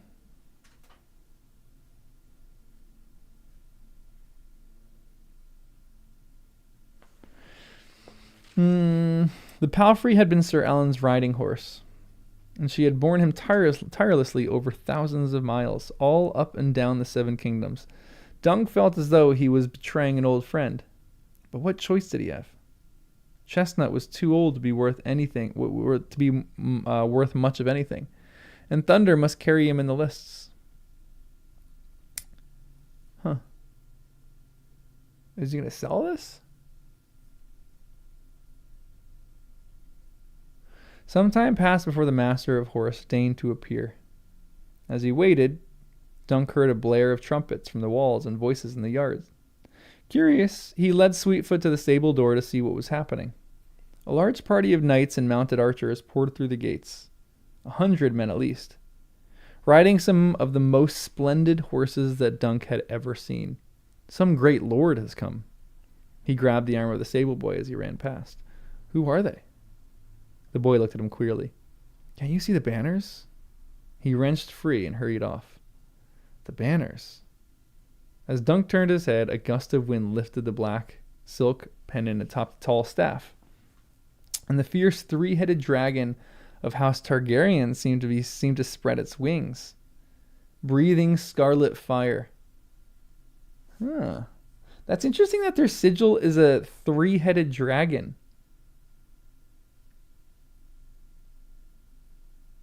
Huh. It seems prophetic almost. Yeah, kick the dog for sure. That's funny. I'm really enjoying this story right now. This is great. I really love this. This is just like a fun read. I'm really curious what's going to happen too. It seems to spread its wings, breathing fire. The banner bearer was a tall knight in white scale armor, chased with gold, a pure white cloak streaming from his shoulders. Two of the other riders were armored in white from head to heel as well. Kingsguard knights with the royal banner. Small wonder Lord Ashford and his sons came hurrying out the door of the keep. And the fair maid, too. A short girl with yellow hair and round pink face. She does not seem so fair to me, Dunk thought. The puppet girl was prettier. Boy, let go of that nag and see to my horse. A rider had dismounted in front of the stables. He is talking to me, Dunk realized. I'm not a stable boy, my lord. Not clever enough. The speaker wore a black cloak. Excuse me. Bordered in scarlet satin. But underneath was raiment, bright as flame. All reds and yellows and golds. Slim and straight as a dirk, though only of middling height. He was near Dunk's own age. Gosh, excuse me, burping. Curls of silver gold hair framed his face, sculpted and imperious. High brow and sharp cheekbones, straight nose, pale smooth skin without blemish. His eyes were a deep violet color. Interesting. Is Egg has to be a Targaryen? Cecilia, what's up? Nice to see you dropping by. Because it described Aegon's eyes as near purple. I've never seen someone with violet eyes. I guess gray eyes to Tolkien are violet or purple eyes to George R. R. Martin. His eyes were a deep violet color. You cannot manage a horse, or if you cannot manage a horse, fetch me some wine and a pretty wench. My lord pardons. I'm serving no man either. I have the honor to be a knight. Knighthood has fallen on sad days, said the princeling. But then one of the stable boys came rushing up, and he turned away to hand him the reins of his palfrey, a splendid blood bay. Dunk was forgotten in an instant. Relieved, he slunk back inside the stables to wait for the master of horse. He felt ill at ease enough around the lord in their pavilions. He had no business speaking to princes. I feel like he's going to get matched with him for the first one, and he's going to win his horse. That's my prediction. Yeah, exactly. It's Aegon. This is the pun that Ryan's been making all for the entire time that I've been on YouTube. He has egg on his face. So his name is Egg, E-G-G. He feels like he's going to be a Targaryen. Because there's the one moment in Game of Thrones when... Who's the last Targaryen? What's his name? Is it Aegon Targaryen? No.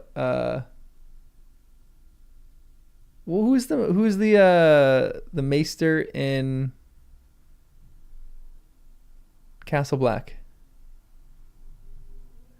Aegon is the name of your cousin's son. That's actually incredible. I love that.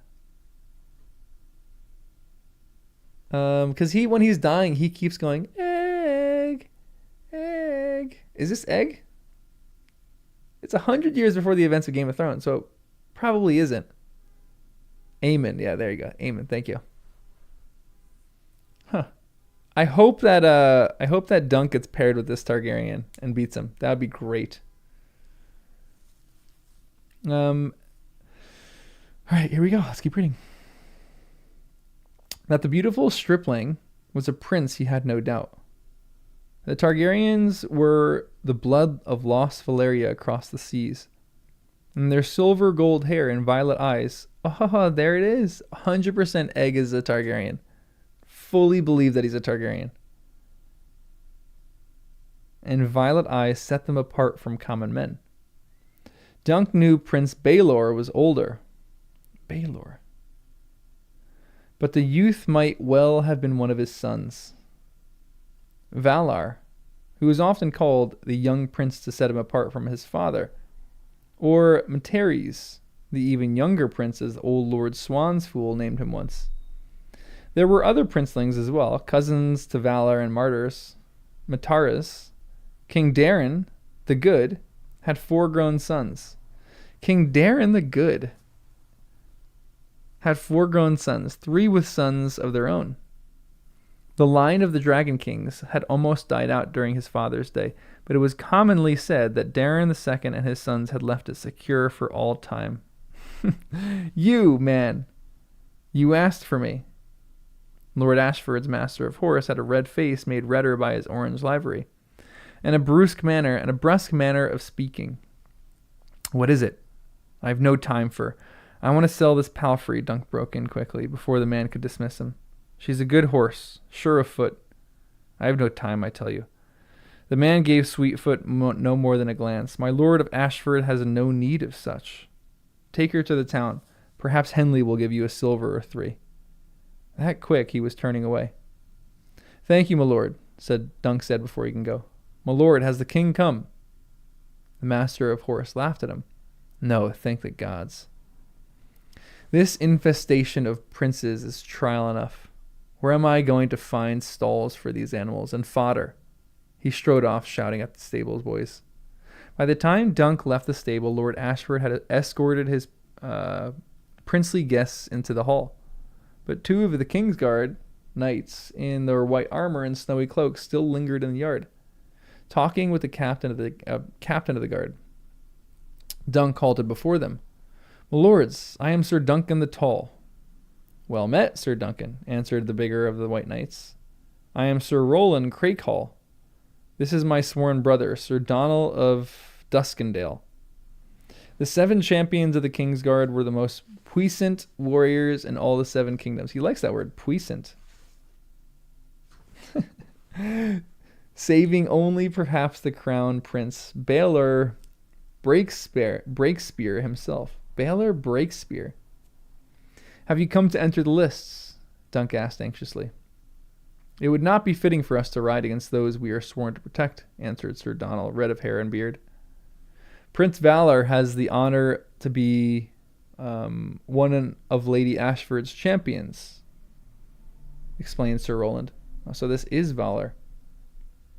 And 2 of his cousins mean to challenge. The rest of us have come only to watch. Relieved, Dunk thanked the white knights for their kindness and rode out through the castle gates before another prince should think to accost him. 3 princelings, he pondered as he turned the palfrey toward the street of Ashford town. Valar was the eldest son of Prince Baelor, second in line to the Iron Throne, but Dunk did not know how much of his father's fabled prowess with lance and sword he might have inherited.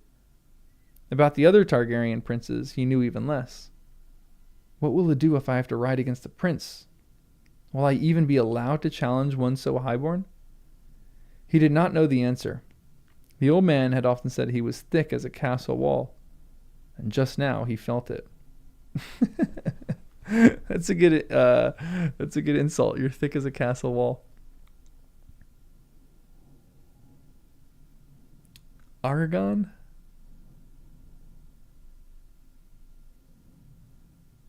In an Office Game of Thrones episode, they have to tell him to not touch the Baelor. Good reference. All right. Let's see.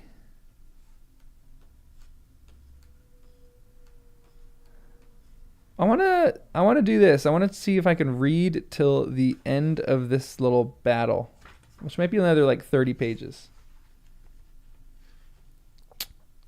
I don't know if we're going to get there. I don't know where it is. Probably shouldn't look at the images. But I want to try to get to the where they're actually, doing this. Doing this little thing. Henley liked the look of Sweetfoot well enough until he heard Dunk wanted to sell her. Then all the stablemen could see in her were false. He offered 300 silvers. Dunk said he must have 3,000. After much arguing and cursing, they settled at 750 silver stags. That was a deal closer to Henley's starting price than to Dunk's, which made him feel the loser in the tilt. But the stableman would go no higher, so in the end he had no choice but to yield. A second argument began when Dunk declared that the price did not include the saddle, and Henley insisted that it had. Finally, it was all settled. As Henley left to fetch his coin, Dunk stroked Sweetfoot's mane and told her to be brave. "If I win, I'll come back and buy you again, I promise." He had no doubt that all the palfrey's flaws would vanish in the intervening days, and she would be worth twice what she was today. The stableman gave him 3 gold pieces and the rest in silver. Dunk bit one of the gold coins and smiled. He had never tasted gold before, nor handled it. Dragons, men called the coins, since they were stamped with the 3-headed dragon of House Targaryen on one side. The other bore the likeness of the king. 2 of the coins Henley gave him had King Darren's face. The third was older, well-worn, and showed a different man. His name was there under his head, but Dunk could not read the letters. Gold had been shaved off its edges, too, he saw. He pointed this out to Henley, and loudly. The stableman grumbled, but handed over another few silvers, and a fistful of coppers to make up the weight. Dunk handed a few of the coppers right back, and nodded at Sweetfoot. "That's for her," he said. See that she has some oats tonight. And an apple, too. This is so sweet. I love his treatment of animals. With the shield on his arm and the sack of old armor slung over his shoulders, Dunk set out on foot through the sunny streets of Ashford Town. The heft of all that coin in his pouch made him feel queer, almost giddy on one hand and anxious on the other. The old man had never trusted him with more than a coin or 2 at a time. He could live a year on this much money. And what will I do when it's gone? Sell thunder? The road ended in beggary or outlawry. This chance will never come again. I must risk all. By the time he splashed back across the ford to the south bank of Cockleswent, the morning was almost done, and the Tourney grounds had come to life once more. The wine sellers and sausage makers were doing a brisk trade. Dancing Bear was shuffling along to his master's playing as a singer sang, the bear, the maiden fair." Jugglers were juggling, and the puppeteers were just finishing another fight. Dunk stopped to watch the wooden dragon slain. When the puppet knight cut its head off and the red sawdust spilled out of the grass, he laughed aloud and threw the girl 2 coppers. "One for last night," he called. She caught the coins in the air and threw him back a smile as sweet as any he had ever seen. Oh, a little love in the air. I love this. Come on, Celia, keep up. Just kidding. A little love. I kind of hope that they fall in love. Cute. Is it me she smiles at, or the coins? Dunk had never been with a girl, and they made him nervous. Once, 3 years passed, when the old man's purse was full after a year and a half in the service of blind Lord Florent, he told Dunk the time had come to take him to a brothel and make him a man. He'd been drunk, though, and when he was sober, he did not remember. Dunk had been too embarrassed to remind him. He was not certain he wanted a whore anyway. If he could not have a high-born maiden like a proper knight, he wanted one who at least liked him more than his silver. "Will you drink a horn of ale?" he asked the puppet girl as she was scooping the sawdust blood back into her dragon. "With me, I mean. Or a sausage. I had a sausage last night. It was good. They're made with pork, I think." "I thank you, my lord. But we have another show." The girl rose and ran off to the fierce, fat Dornish woman, who worked the puppet night while Dunk stood there feeling stupid. He liked the way she ran, though. A pretty girl and tall. I would not have to kneel to kiss that one. Whoa, she is huge then. So if he is like, let's say he's like 6'8", she has to be like around 6 foot. She's tall for a woman. It's kind of cute, kind of hot. He knew how to kiss. A tavern girl had shown him one night in Lannisport a year ago, but she'd been so short she'd had to sit on the table to reach his lips. The memory made his ears burn. What a great fool he was. It was jousting he should be thinking about, not kissing. He's just a lover boy. What a little lover boy this is. I kind of love him. But yeah, he should be thinking about jousting probably. Lord Ashford's carpenters were whitewashing the waist-high wooden barriers that would separate the jousters. Dunk watched them work a while. There were 5 lanes arrayed north to south, so none of the competitors would ride with the sun in his eyes. A 3-tiered viewing stand had now been raised on the eastern side of the lists, with an orange canopy to shield the lords and ladies from rain and sun. Most would sit on benches. But 4 high-backed chairs had been erected in the center of the platform for Lord Ashford, the fair maid, and the visiting princes. On the eastern verge of the meadows, a quainton had been set up. A quainton? What is that? Hold on a sec. Let's look this up. Quaintain. Jousting. A target, traditionally a post with a pivot arm, used in medieval tilting and jousting practice to train knights. Interesting, okay. So a little practice joust. Where is this? Where am I? Had been set up, and a dozen knights were tilting at it, sending the pole arms spinning every time they struck, the splintered shield suspended from one end. Dunk watched the brute of bracken take his turn. Then Lord Cairn of the Marches. I do not have as good a seat as any of them, he thought uneasily. Elsewhere, men were training afoot, going at each other with wooden swords while their squires stood shouting ribald advice. Dunk watched the stocky youth try to hold off a muscular knight who seemed lithe and quick as a mountain cat. Both had the red apples of the Fossaways painted on their shields, but the younger man's was soon hacked and chipped to pieces. Here's an apple that's not ripe yet, the older said as he slammed the other's helm. The young Fossaway was bruised and bloody by the time he yielded, but his foe was hardly winded. He raised his visor, looked about, saw Dunk, and said, "You there. Yes, you, the big one. Knight of the Winged Chalice. Is that a long sword you wear?" "It is mine by rights," Dunk said defensively. "I am Sir Duncan the Tall." "And I am Sir Stephen Fossaway. Would you care to try me, Sir Duncan the Tall? It would be good to have someone new to cross swords with. My cousin's not ripe yet, as you've seen." "Do it, Sir Duncan," urged the beaten Fossaway as he removed his helm. "I might not be right, but my good cousin is rotten to the core. Knock the seeds out of him." Dunk shook his head. Why were these lordlings involving him in their quarrel? He wanted no part of it.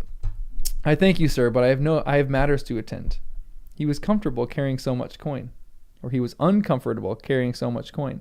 The sooner he paid steely pate and got his armor, the happier he would be. Sir Stephen looked at him scornfully. The hedge knight has matters. He glanced about and found another likely opponent loitering nearby. "Sir Grants, well met. Come try me. I know every feeble trick my cousin Raymond has mastered, and it seems that Sir Duncan needs to return to the hedges. Come, come." Dunk stalked away, red-faced.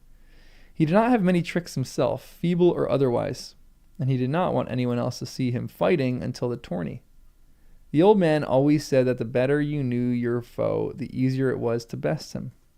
Knights like Sir Stephen had sharp eyes to find a man's weakness at a glance. Dunk was strong and quick for his weight, and reach were in his favor, but he did not believe for a moment that his skills were the equal of these others. Sir Arlen had taught him as best he could. But the old man had never been the greatest of knights, even when he was young. Great knights did not live their lives in the hedges, nor die by the side of a muddy road. That will not happen to me, Dunk vowed. I will show them that I can be more than a hedge knight. They are so polite. Sir Duncan. The younger Fossaway hurried to catch him. I should not have urged you to try my cousin. I was angry with his arrogance. You are so large, I thought, well, it was wrong of me. You wear no armor. He would have broken your hand if he could. Or a knee. He likes to batter men in the training yards so they will be bruised and vulnerable later. Should he meet them in the lists? He did not break you? No, but I am his own blood. Though his is the senior branch of the apple tree. As he never ceases to remind me. I am Raymond Fossaway. Well met. Will you and your cousin ride in the tourney? He will, for certainty. As to me, would that I could. I am only a squire as yet. My cousin has promised to knight me, but insists that I am not yet ripe. Raymond had a square face, a pug nose, and short woolly hair, but his smile was engaging. You have the look of a challenger, it seems to me. Whose shield do you mean to strike? It makes no difference, said Dunk.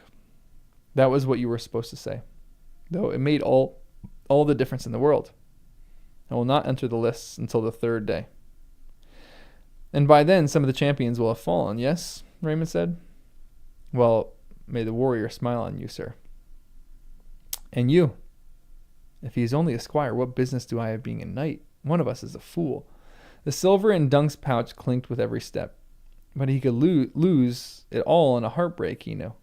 Even the rules of this tourney worked against him, making it very unlikely that he would face a green or feeble foe. There were a dozen different forms a tourney might follow, according to the whim of the lord who hosted it. Some were mock battles between teams of knights. Others wild melees where the glory went to the last fighters left standing. Where individual combatants were the rule, pairings were sometimes determined by lot and sometimes by the master of games. Lord Ashford was staging this tourney to celebrate his daughter's 13th name day.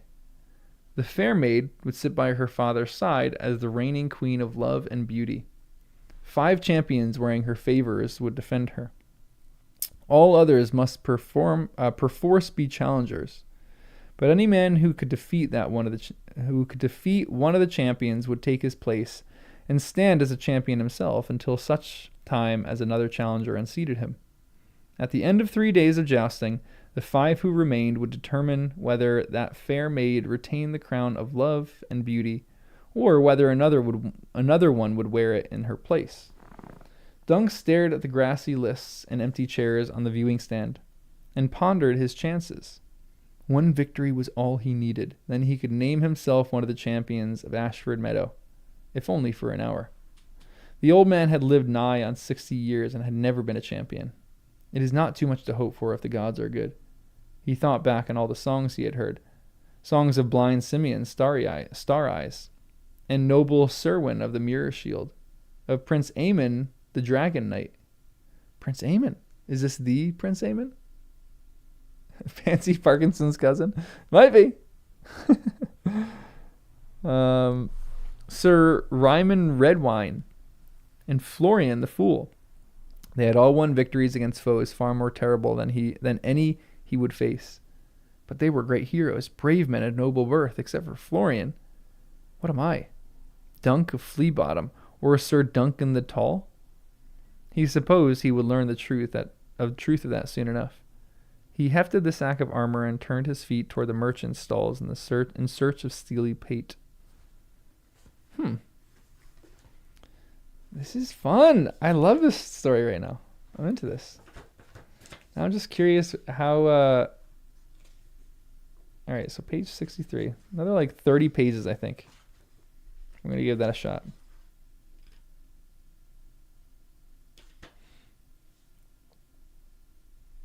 Sir Joustin Bieber. Honestly, that kind of hits. It's kind of a perfect name. Sir Joustin Bieber. That's not too bad. Hold on one sec. All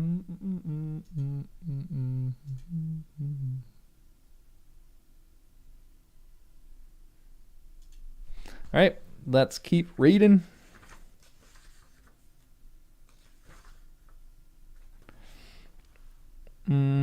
Egg had worked manfully at the campsite. Dunk was pleased. He had been half afraid his squire would run off again. Did you get a good price for your palfrey? The boy asked. How did you know I sold her? You rode off and walked back, and if robbers had stolen her, you'd be more angry than you are. He's a smart kid. I got enough for this. Dunk took out his new armor to show the boy. If you are ever to be a knight, you'll need to know good steel from bad. Look here, this is fine work. This mail is double chain, each link bound to two others. See, it gives more protection than single chain. And the helm. Pates rounded the top. See how it curves? A sword or an axe will slide off, or they might bite through a flat-topped helm. Dunk lowered the great helm over his head. How does it look? There's no visor, Egg pointed out. There are air holes. Visors are points of weakness. Steely Pate had said as much. If you knew how many knights had taken an arrow in the eye as they lifted their visors for a suck of cool air, you'd never want one, he told Dunk. There's no crest either, said Egg. It's just plain. Dunk lifted off the helm. Plain is fine for the likes of me. See how bright the steel is? It will be your task to keep it that way. You know how to scour mail. In a barrel of sand, said the boy. But you don't have a barrel. Did you buy a pavilion too, sir? I didn't get that good a price. The boy is too bold for his own good. I ought to beat that out of him. He knew he would not, though. He liked the boldness.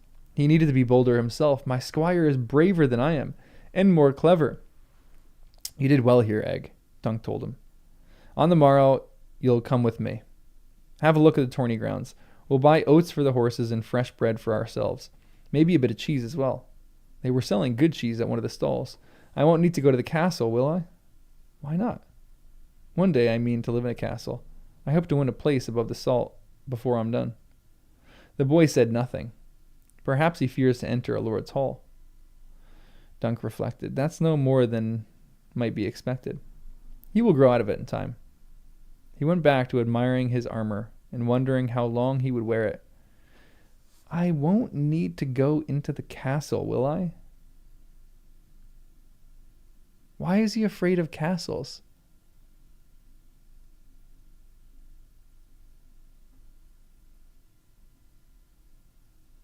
Huh.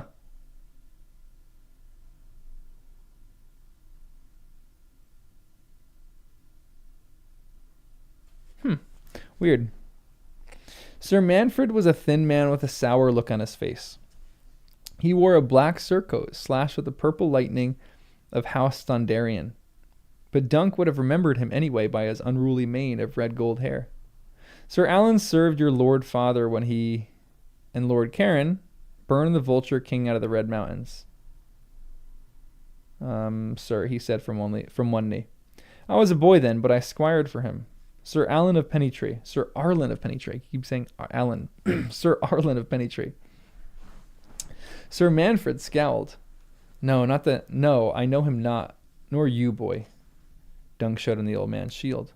This was his sigil, the winged chalice. My lord father took 800 knights and near 4,000 foot into the mountains. I cannot be expected to remember every one of them, nor what shields they carried. It may be that you were with us, but... Sir Manfred shrugged. Dunk was struck speechless for an instant. The old man took a wound in your father's service. How can you have forgotten him? They will not allow me to challenge unless some knight or lord will vouch for me. And what is that to me, Sir Manfred? Said Sir Manfred. I have given you enough of my time, sir. If he went back to the castle without Sir Manfred, he was lost. Dunk eyed the purple lightning embroidered across the black wool of Sir Manfred's coat and said, I remember your father telling the camp how your house got its sigil. One stormy night, as the first of your line bore a message across the Dornish marches, an arrow killed his horse beneath him and spilled him on the ground. 2 Dornishmen came out of the darkness in ringmail and crested helms. His sword had broken beneath him when he fell. When he saw that, he thought he was doomed. But as the Dornishmen closed to cut him down, lightning cracked from the sky. It was a bright, burning purple, and it split, striking the Dornishmen in their steel and killing them both where they stood. The message gave the Storm King victory over the Dornish, and in thanks he raised the messenger to lordship.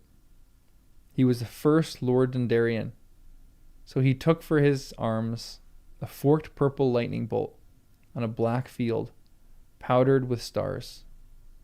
If Dunk thought the tale would impress Sir Manfred, he could not have been more wrong. Every pot boy and groom who has ever served my father hears that story soon or late. Knowing it does not make you a knight, be gone with you, sir. It was with leaden heart that Dunk returned to Ashford Castle, wondering what he might say so that Plummer would grant him the right of challenge. The steward was not in his turret chamber. However, a guard told him that he might be found in the great hall. Shall I wait here? Dunk asked. How long will he be? How should I know? Do what you please. The great hall was not so great, as halls went, but Ashford was a small castle. Dunk entered through the side door and spied the steward at once. He was standing with Lord Ashford and a dozen other men at the top of the hill, or top of the hall. He walked toward them, beneath a wall hung with wool tapestries of fruit and flowers. More concerned if they were your sons, I'll wager, an angry man was saying as Dunk approached. His straight hair and square-cut beard were so fair they seemed white in the dimness of the hall. But as he got closer, he saw that they were in truth a pale silvery color touched with gold. Darren has done this before, another replied.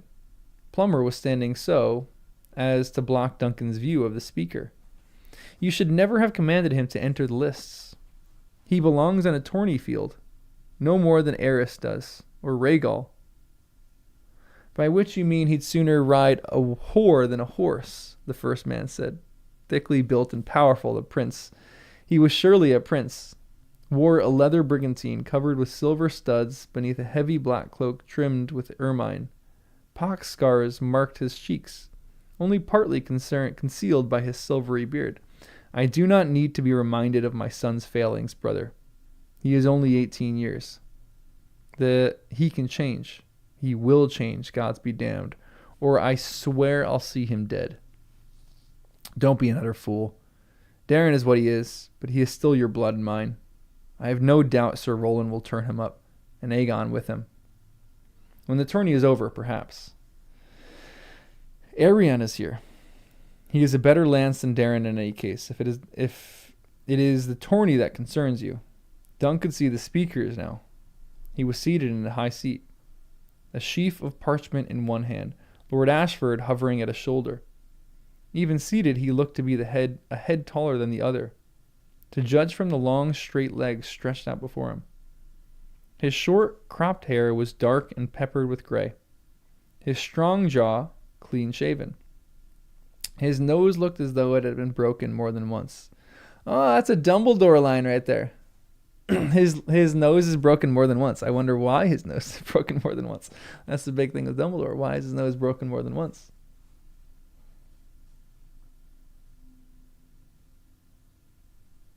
It's funny. He thought, though he was dressed very plainly in green doublet, brown mantle, and scuffed boots, there was a weight to him, a sense of power and certainty. It came to Dunk that he had walked in on something that he ought never have heard. I had best go and come back later when they are done, he decided. But it was already too late. The prince with the silvery beard suddenly took note of him. Who are you? And what do you mean by bursting in on us? He demanded harshly. He is the knight that our good steward was expecting, the seated man said, smiling at Dunk in a way that he suggested he had been aware of him the whole time. You and I are the intruders here, brother. Come closer, sir. Dunk edged forward, uncertain what was expected of him. He looked at Plummer but got no help there. The pinch-faced steward who had been so forceful yesterday now stood silent, studying the stones on the floor. My lords, he said, I asked Sir Manfred Dondarrion to vouch for me so I might enter the lists, but he refuses. He says he knows me not. Sir Arlen served him, though I swear it. I have his sword and shield.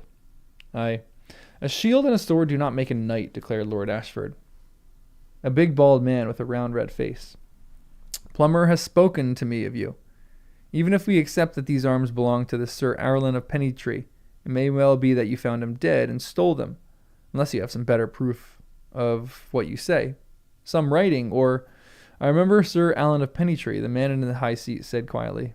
He never won a tourney that I know, but he never shamed himself either. At King's Landing 16 years ago, he overthrew Lord Stokeworth and the bastard of Harrenhal in the melee. And many years before at Lannisport, he unhorsed the Grey Lion himself. The Grey Lion, what a cool name.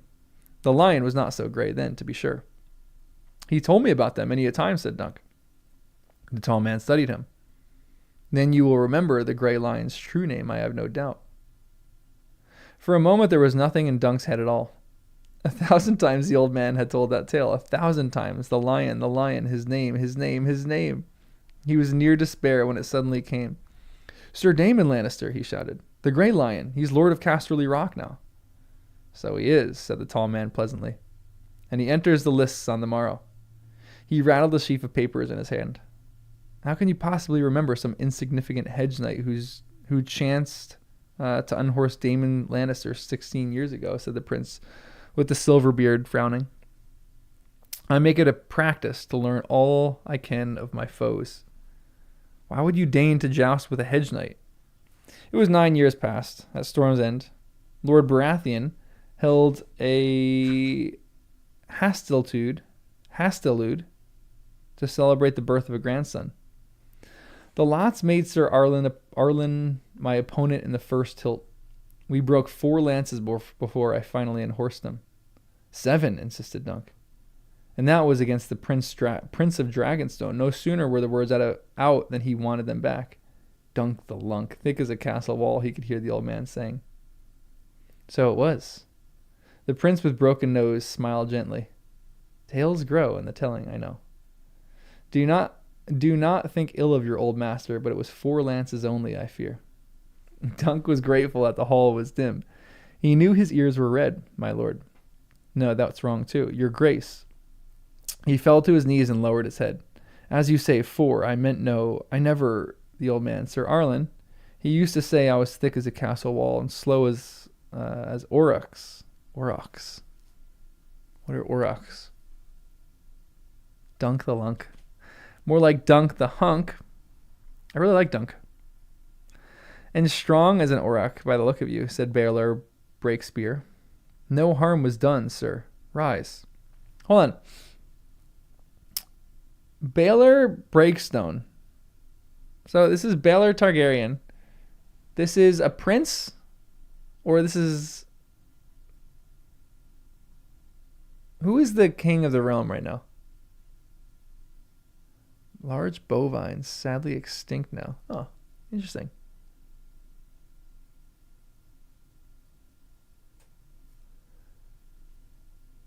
So this is a Targaryen, Baelor Targaryen. But who is the king? I'm confused right now. I don't think it told me who the king is. Or maybe I missed it. It seems like I don't know. I don't know. These are the princes. Do we know who the king is? Is it important that we know? Probably not, but I'm just curious.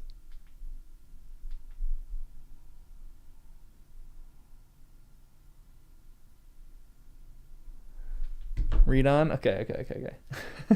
All right. So these are also all the princes and all the family. Dunk got to his feet, wondering if he should keep his head down or if he was allowed to look on a prince in the face, or if he was allowed to look a prince in the face. I am speaking with Baelor Targaryen. There you go, Prince of Dragonstone. Hand of the king. And heir apparent to the Iron Throne of Aegon the Conqueror. What could a hedge knight dare say to such a person? You gave him his horse and his armor and took no ransom, I remember. He stammered. The old Sir Arlen, he told me you were the soul of chivalry, and that one day the 7 kingdoms would be safe in your hands. Not for many a year still, I pray, Prince Baelor said. No, said Dunk, horrified. He almost said, I didn't mean that the king should die, but stopped himself in time. I'm sorry, my lord. Your grace, I mean.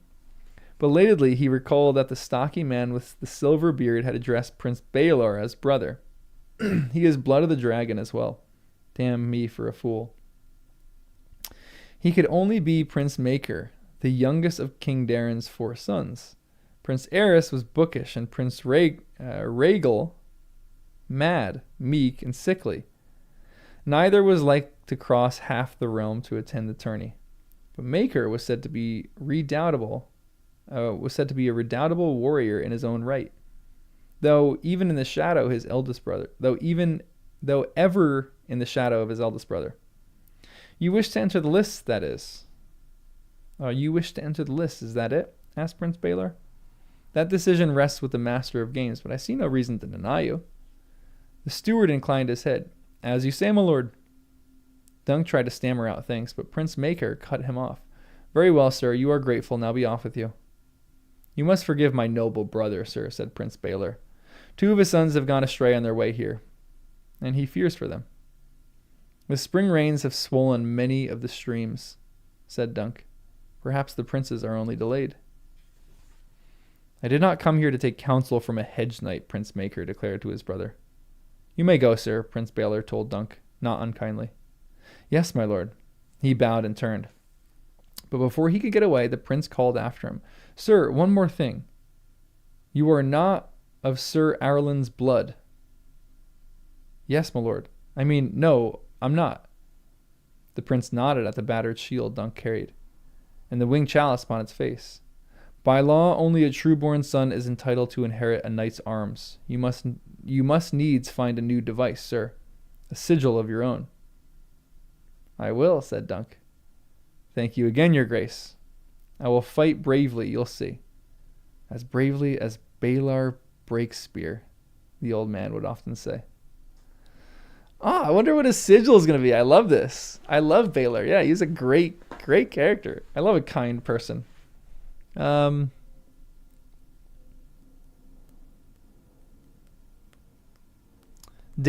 it said. So Darren is king.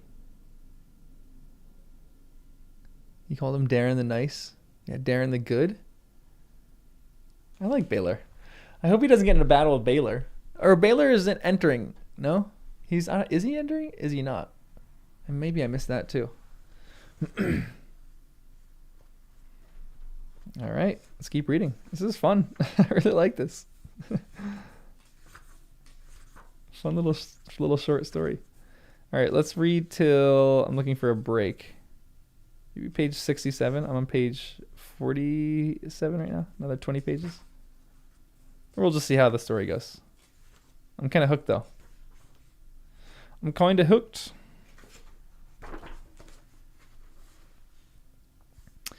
The wine sellers and sausage makers were doing a brisk trade. And the whores walked brazenly amongst the stalls and pavilions. Some were pretty enough. One red-haired girl in particular.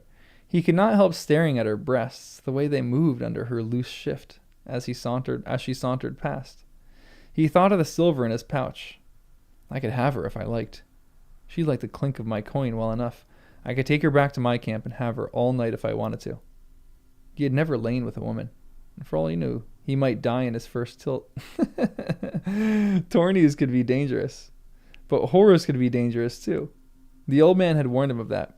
She might rob me while I slept, and what could I do then? When the red-haired girl glanced back over her shoulder at him, Dunk shook his head and walked away. He found Egg at the puppet show, sitting cross-legged on the ground, with the hood of his cloak pulled all the way forward to hide his baldness. The boy had been afraid to enter the castle, which Dunk put down to equal parts shyness and shame. He does not think himself worthy to mingle with lords and ladies, let alone great princes. It had been the same with him when he was little. The world beyond Flea Bottom had seemed as frightening as it was exciting. Egg needs time, that's all. For the present, it seemed the kinder to give the lad a few coppers and let him enjoy himself amongst stalls than to drag him along unwillingly into the castle. This morning the puppeteers were doing the tale of Florian and Jonquil. The fat Dornish woman was working Florian in his armor made of motley, while the tall girl held Jonquil's strings. You are no knight, she was saying as the puppet's mouth moved up and down. I know you. You are Florian the Fool. I am, my lady, the other puppet answered, kneeling. As great a fool as ever lived, and as great a knight as well. A fool and a knight, said Jonquil. I have never heard of such a thing. This is our boy Dunk, a fool and a knight.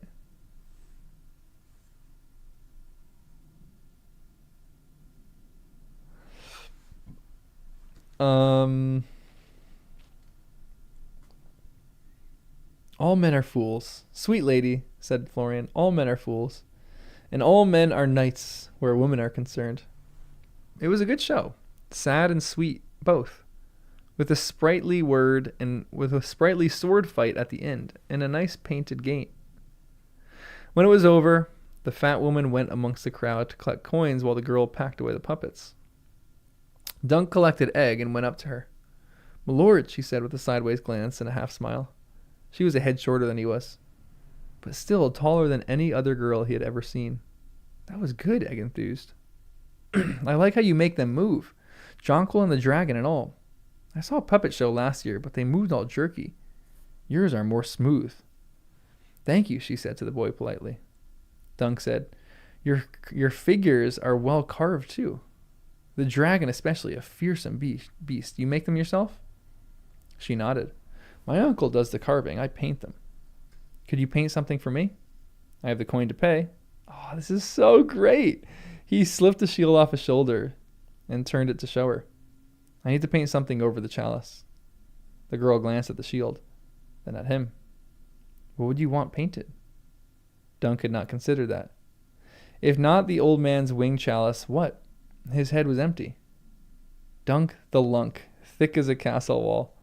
I'm not certain. His ears were turning red. He realized miserably, you must think me an utter fool. She smiled. All men are fools and all men are knights. They're so cute. A little flirting going on.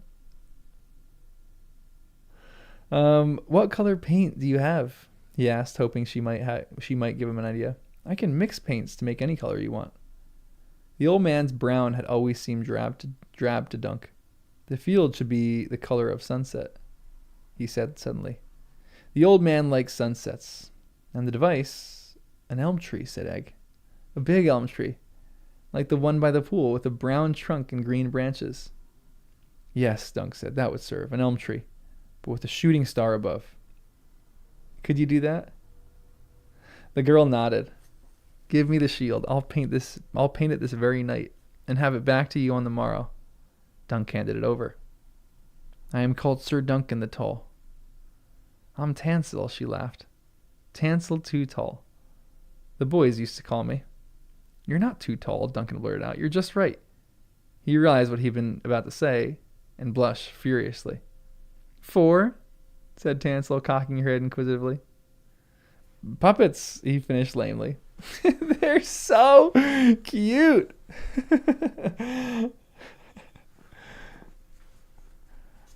I know I need to read it 2 times a sheet. Guys, I'm just enjoying this.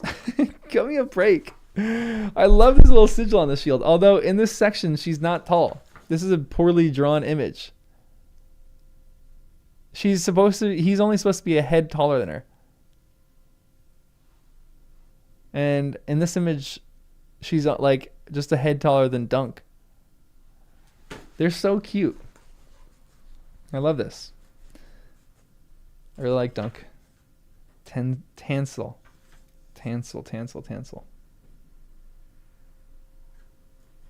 Cuties.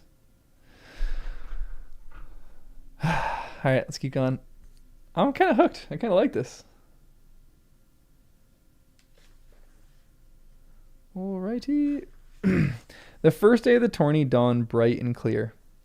Dunk bought a sack full of foodstuff, so they were able to break their fast on goose eggs, fried bread and bacon. But when the food was cooked, he found he had no appetite. His belly felt hard as a rock, even though he knew he would not be able to ride today. The right of the first challenge would go to the knights of higher birth and greater renown, to lords and their sons and champions from other tourneys. Egg chattered all through their breakfast. Talking of this man and that man and how they might fare. He was not japping with me when he said he knew every good knight in the 7 kingdoms. Japping? Dunk thought ruefully. He found it humbling to listen so intently to the words of a scrawny orphan boy. But Egg's knowledge might serve him should he face one of these men in a tilt. Egg knows stuff. Egg is a Targaryen, I'm convinced. The meadow was a churning mass of people, all trying to elbow their way closer for a better view. Dunk was as good an elbower as any, and bigger than most. He squirmed forward to rise 6 yards from the fence. When Egg complained that all he could see were arses, Dunk sat the boy on his shoulders. Aw, cute. Across the field, the viewing stand was filled with the highborn, lords and ladies, a few rich townfolk, and a score of knights who had decided not to compete today. Of Prince Maekar he saw no sign, but he recognized Prince Baelor at Lord Ashford's side. Sunlight flashed golden off the shoulder clasp that held his cloak, and the slim coronet about his temples, but otherwise he dressed far more simply than most of the other lords. He does not look a Targaryen in truth, with that dark hair. Dunk said as much to Egg. It's said he favors his mother, the boy reminded him. She was a Dornish princess. The 5 champions had raised their pavilion at the north end of the list, with the river behind them. The smallest 2 were orange, and the shields hung outside their doors displayed the white sun and chevron. Those would be Lord Ashford's sons, Androw, and Robert, brothers to the fair maid. Dunk had never heard other knights speak of their prowess, which meant they would likely be the first to fall. Beside the orange pavilion stood one of deep dyed green, much larger. The golden rose of Highgarden flapped above it, and the same device was emblazoned on the great green shield outside the door. That's Leo Tyrell, Lord of Highgarden, said Egg. I knew that, said Dunk, irritated. The old man and I served at Highgarden before you were born. He hardly remembered that year himself, but Sir Arlen had spoken of Leo Longthorn, as he was sometimes called, a peerless jouster, for all the silver in his hair. That must be Lord Leo beside the tent, the slender greybeard in green and gold.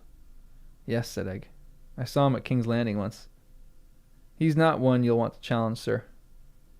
Boy, I do not require your counsel on who to challenge. The 4th pavilion was sewn together from diamond-shaped pieces of cloth, alternating red and white. Dunk did not know the colors, but Egg said they belonged to a hedge knight from the Vale of Arryn, named Sir Humphrey Harding.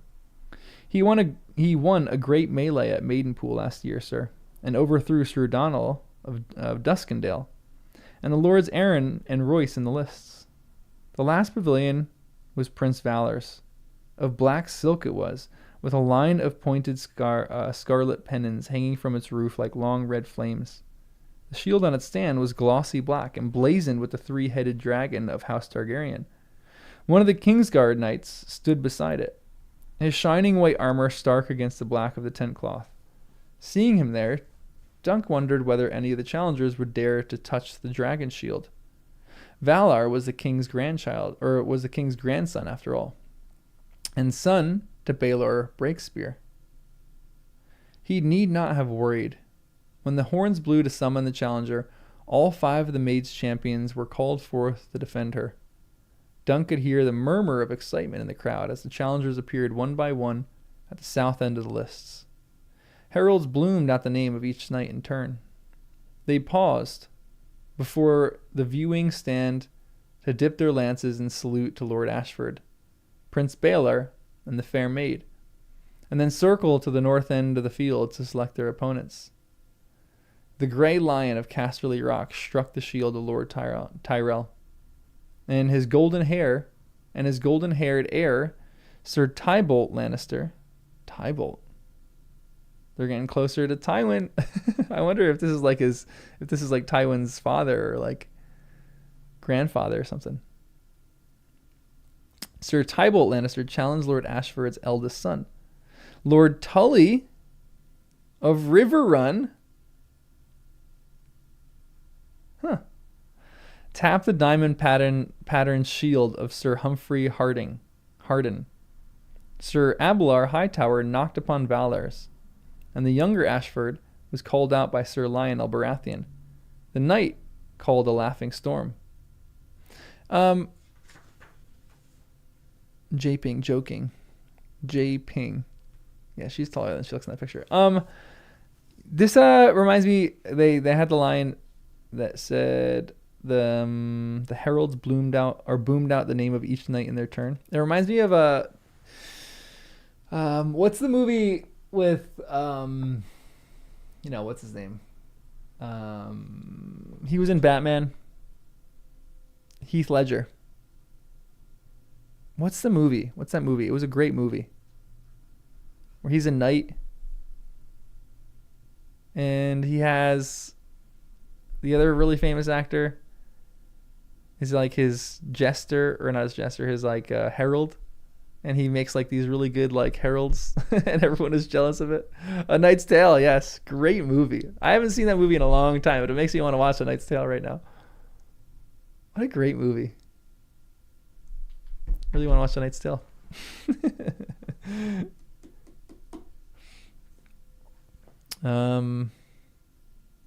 Yeah, I feel like I want to watch that now.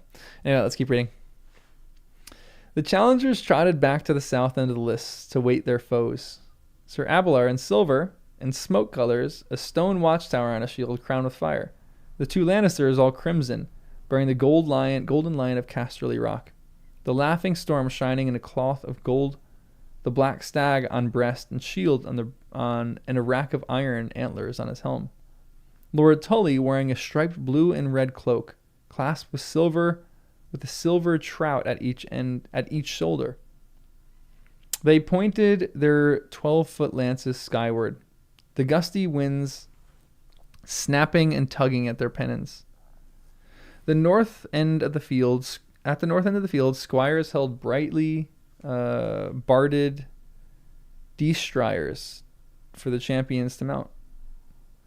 They donned their helms and took up lance and shield in splendor equal of their foes.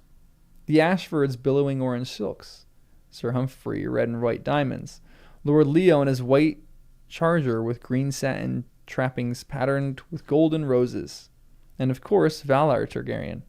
The young prince's horse was black as night to match the colors of his armor, lance, shield, and trappings. Atop his helm was a gleaming three-headed dragon, wings spread, enameled in a rich red. Its twin was painted upon the glossy black surface of his shield. Each of the defenders had a wisp of orange silk knotted about an arm. Favors bestowed by the fair maid. As the champions trotted into position, Ashford Meadow grew almost still. Then a horn sounded, and stillness turned to tumult in half a heartbeat.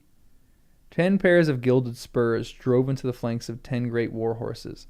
1,000 voices began to scream and shout. 40 iron-shod hooves pounded and tore the grass. 10 lances dipped and steadied. The field seemed almost to shake. And champions and challengers came together in a rending crash of wood and steel. In an instant, the riders were beyond each other, wheeling about for another pass. Lord Tully reeled in his saddle, but managed to keep his seat. When the commons realized that all 10 lances had broken, a great uproar of approval went up. It was a splendid omen for the success of the tourney, and a testament to the skill of the competitors. Squires handed fresh lances to the jousters to replace the broken ones they cast aside, and once more the spurs dug deep. Dunk could feel the earth trembling beneath the soles of his feet. Atop his shoulders, Egg shouted happily and waved his pipe stem arms. The young prince passed nearest to them.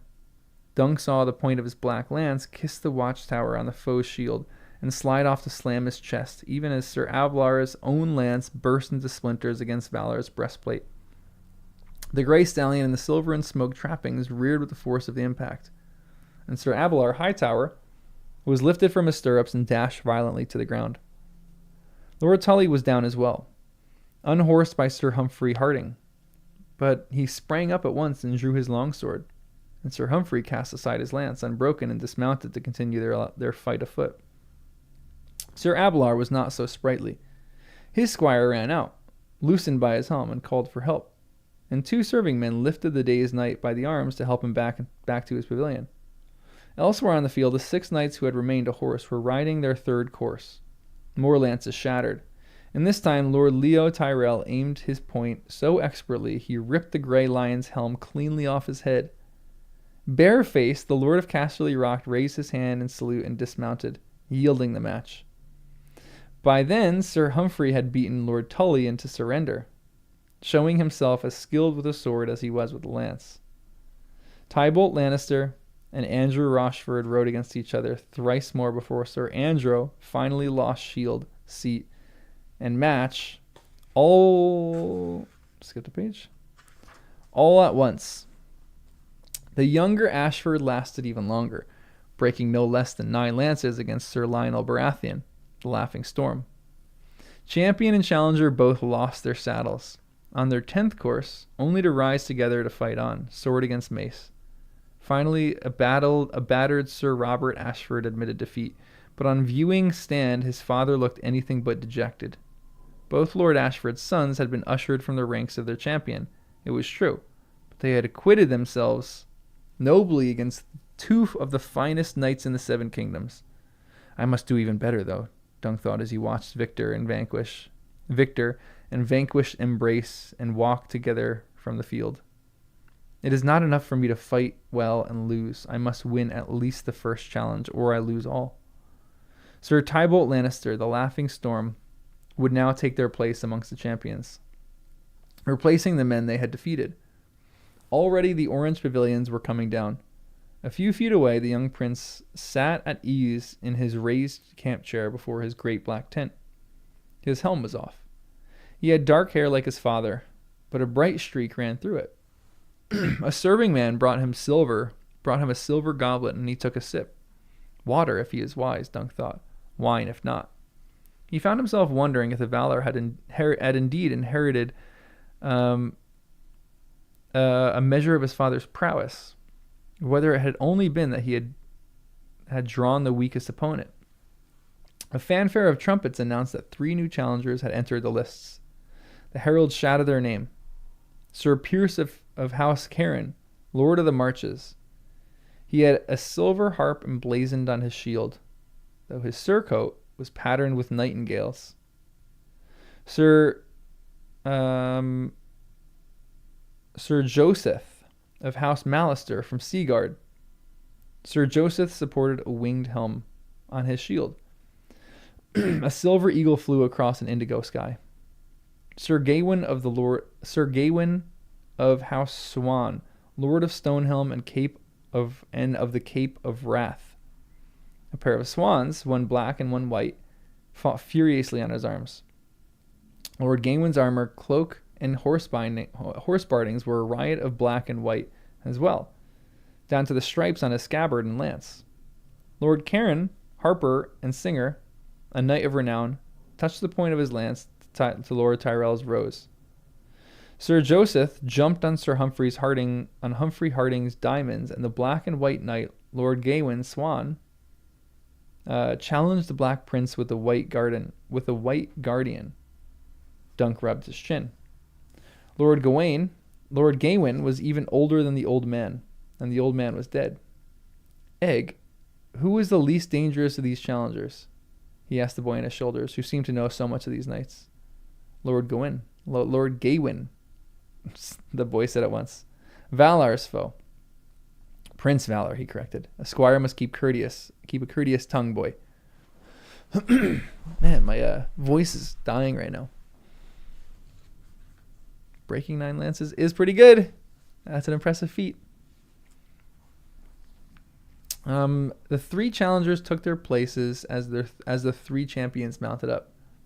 Men were making wagers all around them and calling out encouragement to their choices. But Dunk had eyes only for the prince. On the first pass, he struck Lord Gawain's shield a glancing blow, the blunted point of the lance sliding aside just as it had with Sir Abelard Hightower, only this time it was deflected the other way, into empty air. Lord Gawain's own lance broken clean against the prince's chest, and Valar seemed about to fall for an instant before he recovered his seat. The second time, through the lists, Valar swung his lance left, aiming for his foe's breast, but struck his shoulders instead. Even so, the blow was enough to make the older knight lose his lance. One arm flailed for balance, and Lord Gawain fell. The young prince swung aside, swung from the saddle, and drew his sword, but the fallen man waved him off and raised his visor. "I yield, your grace," he called. "Well fought." The lords in the viewing stand echoed him, shouting, "Well fought, well fought," as Valar knelt to help the gray-haired lord to his feet. "It was not either," Egg complained. "Be quiet, or you can go back to camp." Farther away, Sir Joseph Mallister was being carried off the field unconscious, while the Harp Lord and the Rose Lord were going at each other lustily with blunted long axes. To the delight of the roaring crowd, Dunk was so intent on Valar Targaryen that he scarcely saw them. "He is a fair knight, but no more than that," he found himself thinking. "I would have a chance against him, if the gods were good. I might even unhorse him, and once afoot, my weight and strength would tell." "Get him!" Egg shouted merrily, shifting his seat on Dunk's shoulders in excitement.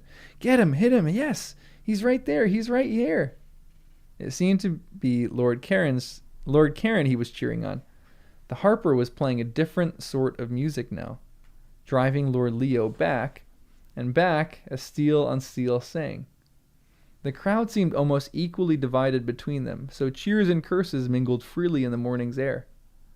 Chips of wood and paint were flying from Lord Leo's shield as Lord Pierce's axe knocked the petals off of his golden horse one by one, until the shield finally shattered and split.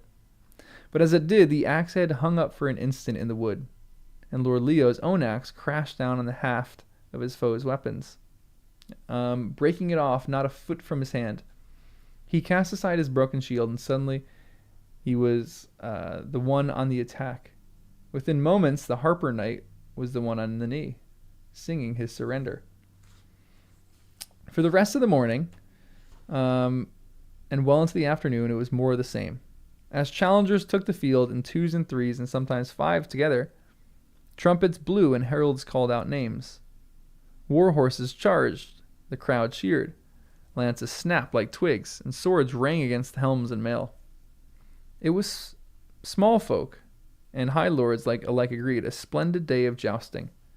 Sir Humphrey Harding and Sir Humphrey Beesbury, a bold young knight in yellow and black stripes with 3 beehives on his shield, splintered no less than a dozen lances apiece in an epic struggle the small folk soon began calling the Battle of Humphrey. That's cute.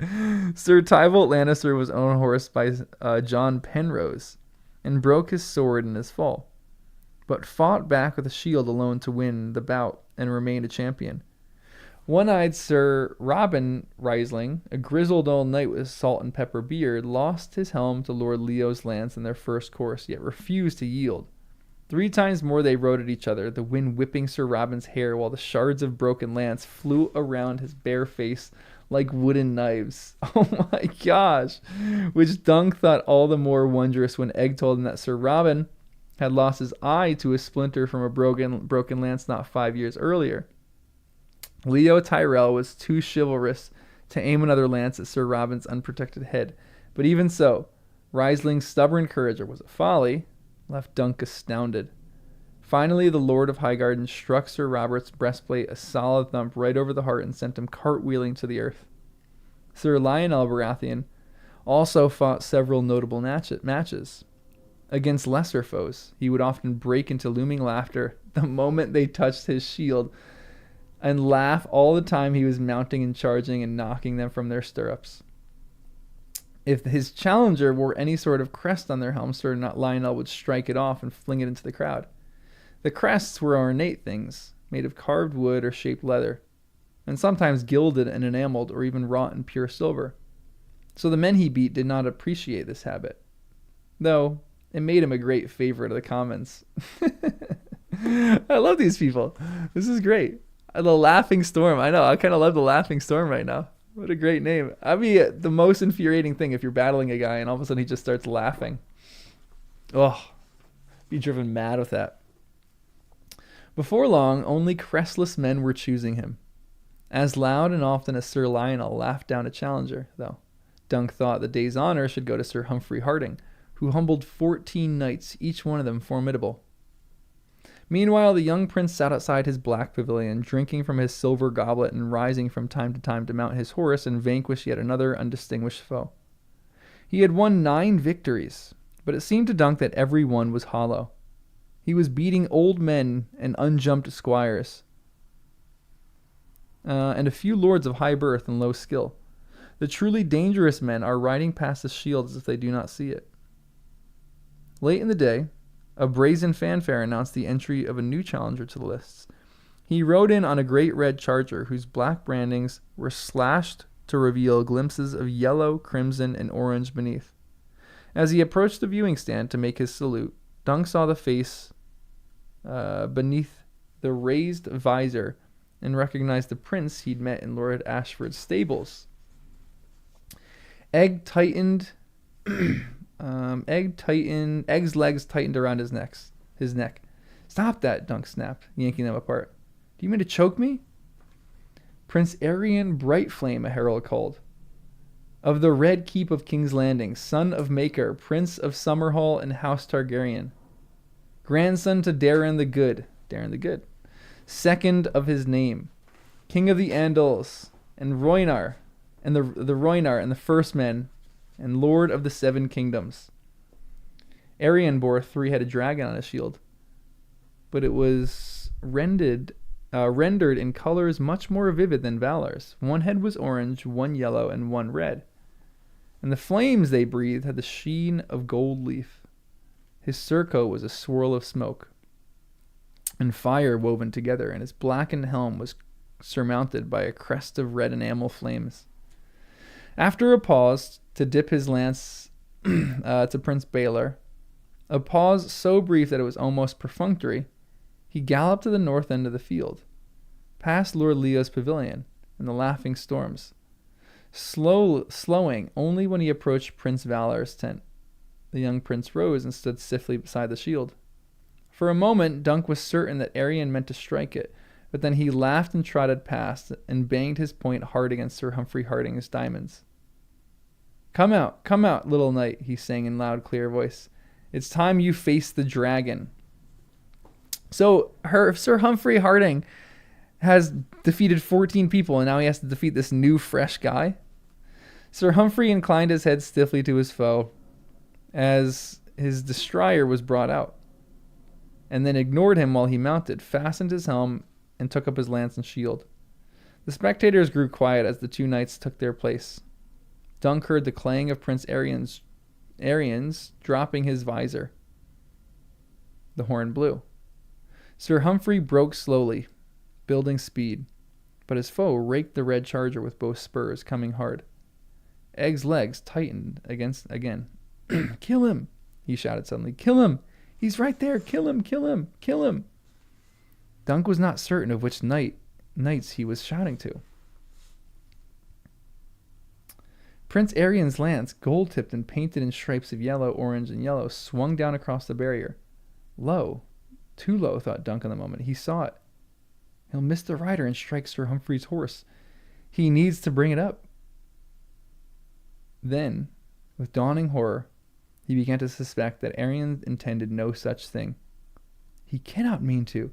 At the last possible instant, Sir Humphrey's stallion reared away from the oncoming point, eyes rolling in terror, but too late. Arian's lance took the animal just above the armor that protected his breastbone and exploded like, gotta sneeze. Excuse me.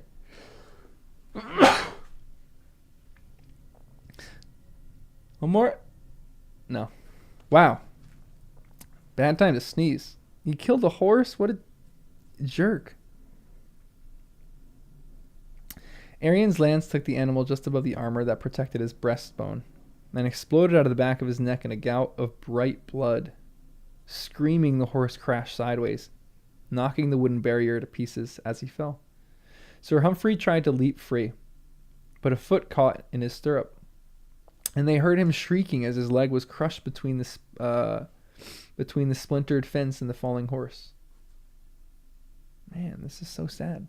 I don't like this guy. What a jerk. I guess he's talking to Sir Humphrey to kill him. So Egg is definitely a Targaryen.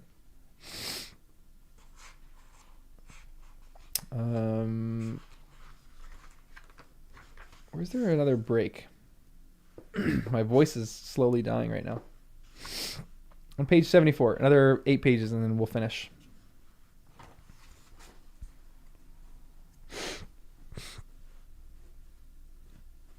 I know this is very formulaic, but it's still kind of good. This is like how you know you trust Dunk and don't trust this guy. All of Ashford Meadow was shouting. Men ran onto the field to extricate Sir Humphrey, but the stallion, dying in agony, kicked at them as they approached. Arian, having raced blithely around the carnage to the end of the lists, wheeled his horse and came galloping back. He was shouting too, though Dunk could not make out the words over the almost human screams of the dying horse. Vaulting from the saddle, Arian drew his sword and advanced on his fallen foe. His own squires and one of Sir Humphrey's had to pull him back. Egg squirmed on Dunk's shoulders. "Let me down," the boy said. "The poor horse, let me down." Dunk felt himself sick. What would I do if such a fate befell Thunder? A man-at-arms with poleaxe dispatched Sir Humphrey's stallion, ending the hideous screams. Dunk turned and forced his way through the press. When he came to the open ground, he lifted Egg off his shoulders. The boy's hood had fallen back, and his eyes were red. A terrible sight, aye, he told the lad, but a squire must needs be strong. You'll see worse mishaps at other tourneys, I fear. It was no mishap, Ed said, mouth trembling. Arian meant to do what you saw. Dunk frowned. It had looked that way to him as well. But it was hard to accept that any knight could be so unchivalrous, least of all one who was the blood of the dragon. I saw a knight green as summer grass lose control of his lance, he said stubbornly, and I'll hear no more of it. The jousting is done for the day, I think. Come, lad. He was right about the end of the day's contest, but by the time the chaos had been set to rights, the sun was low in the west, and Lord Ashford had called a halt. As the shadows of evening crept across the meadows, 100 torches were lit among the merchants' row. Dunk bought a horn of ale for himself and half a horn for the boy to cheer him up. They wandered for a time, listening to a sprightly air on pipes and drums and watching for a puppet show about Nymeria, the warrior queen with 10,000 ships. Nymeria is the name of Arya's direwolf, is it not? I think.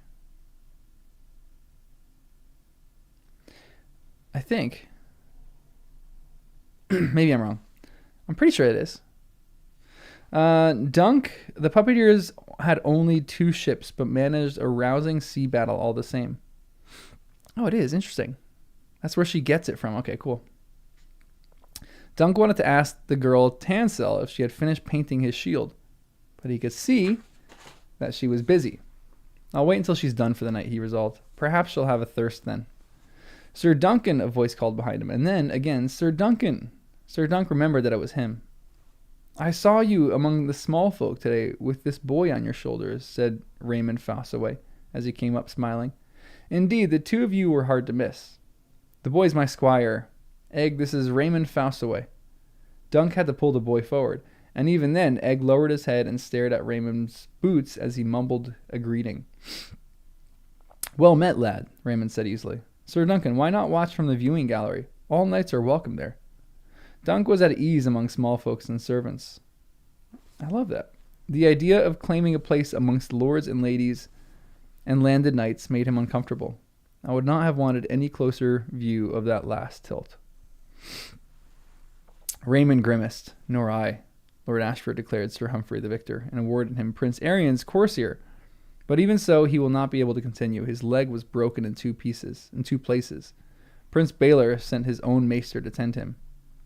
Will there be another champion in Sir Humphrey's place?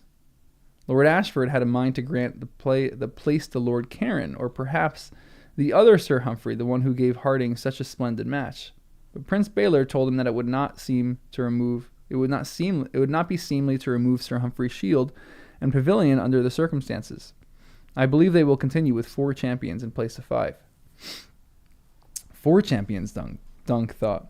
Leo Tyrell, Lionel Baratheon, Tybolt Lannister, and Prince Valar. He had seen enough this first day to know how little chance he would stand against the first 3, which left only a hedge knight cannot challenge a prince. Valar is second in line to the Iron Throne. He is Baylor Breakspear's son, and his blood is the blood of Aegon the Conqueror and the young dragon, and the Prince Aemond the Dragon Knight. And I am some boy the old man found behind a pot shop in Flea Bottom. His head hurt just thinking about it. Who does your cousin mean to challenge? He asked Raymond. Sir Tybolt, all things being equal. They are well matched. My cousin keeps a sharp watch on every tilt, though. Should any man be wounded on the morrow, or show signs of exhaustion or weakness, Stefan will be quick to knock his shield. You may count on it. No one has ever accused him of excess of chivalry, he laughed, as if to take the sting from his words. Sir Duncan, will you join me for a cup of wine? I have a matter I must attend to, said Dunk, uncomfortable with the notion of accepting hospitality he could not return. I could wait here and bring your shield when the puppet show is over, sir, said Egg. They're going to do Sir Simeon's Star Eyes later, and make the dragon fight as well again. There you see, your matter is attended to, and wine awaits, said Raymond.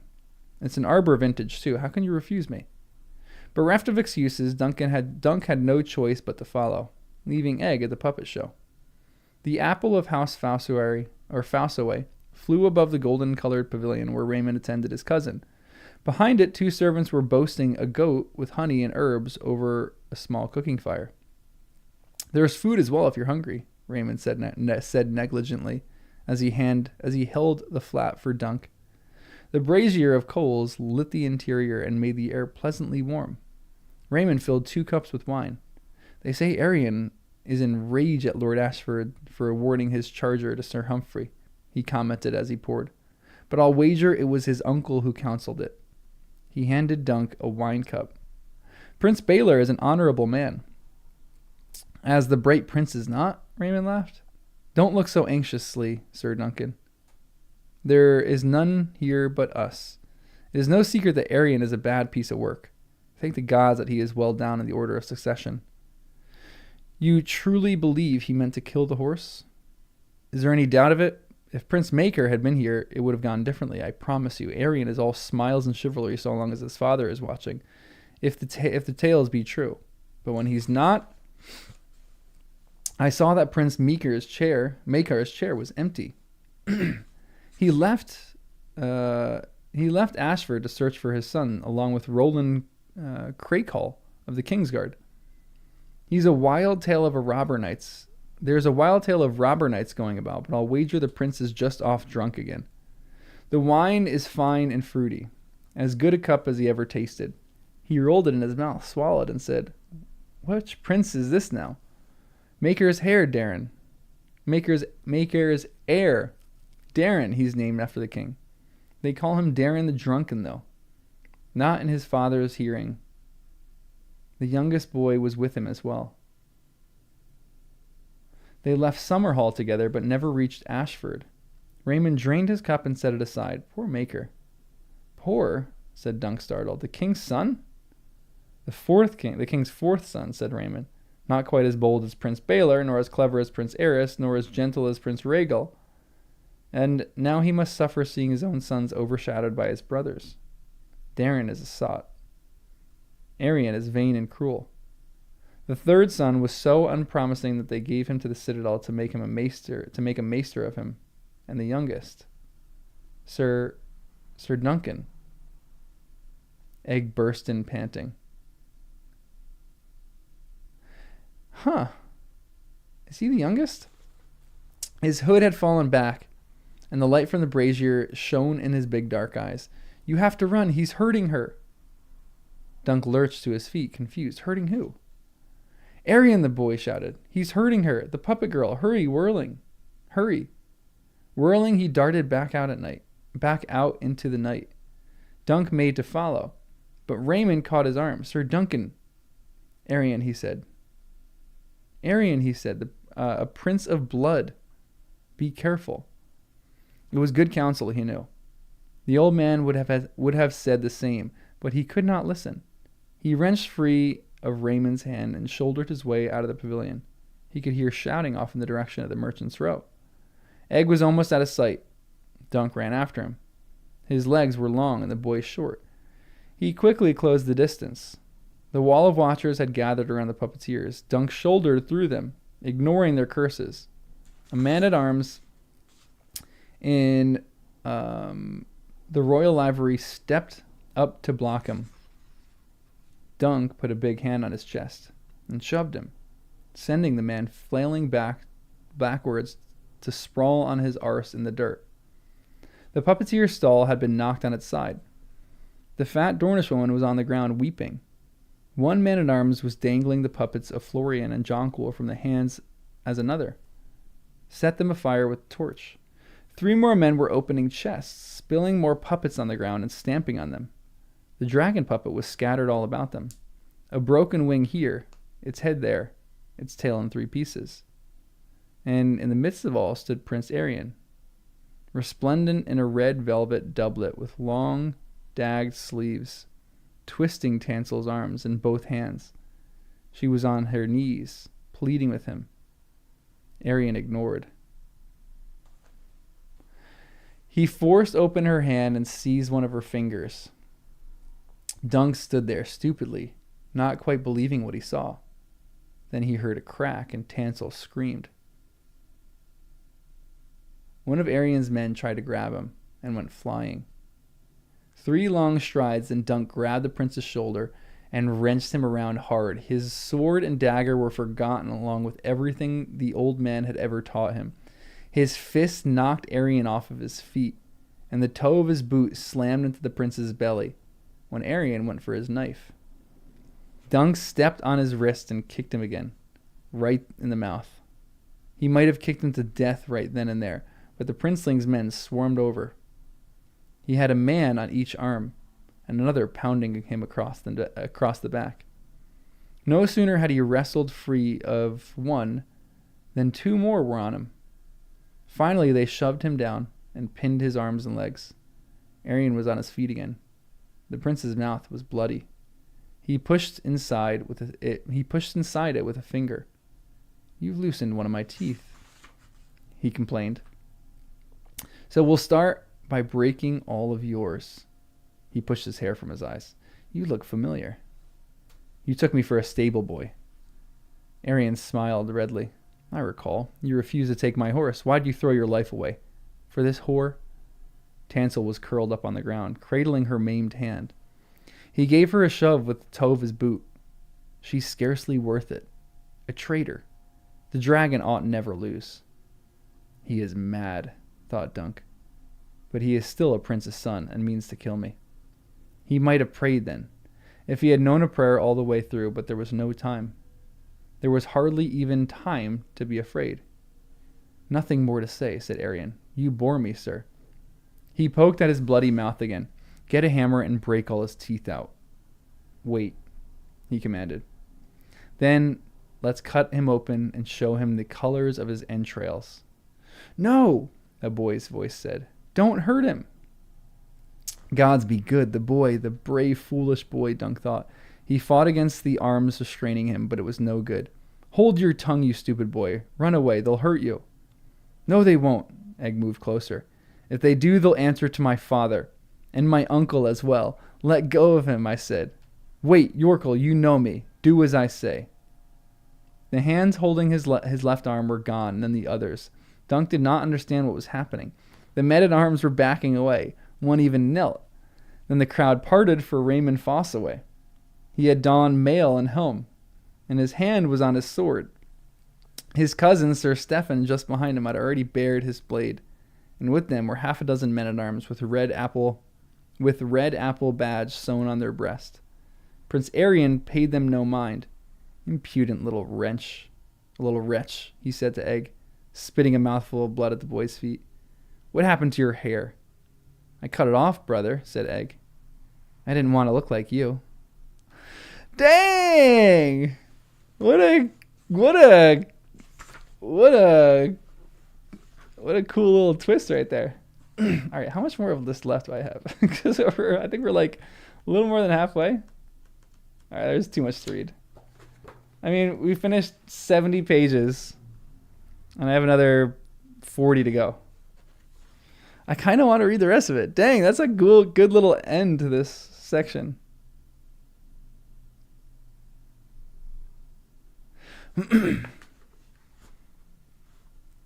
Yeah, so this is... Wait, do you remember? The third brother is Aemon. No way. So this is Aemon and Egg. No way. That's cool. That's Maester Aemon Targaryen. Hold on. So what did it say again? So the first brother is Taryn. I'm going to get the brothers' names wrong.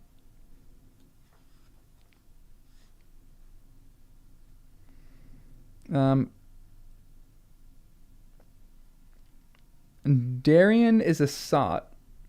Does that mean a drunk? Arion is vain and cruel. The third son was so unpromising they gave him to the Citadel to make a maester of him. Poor guy. He's known as that. That sucks. That's Maester Aemon. So it goes Darren. So is what's the other guy's name again? Varen or whatever. He's the cousin, right? So these are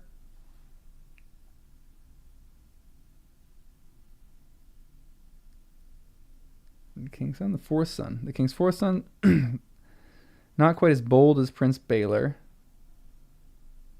nor as clever as Prince Aerys, nor as gentle as Prince Rhaegal, and now he must suffer seeing his own sons overshadowed by his brothers.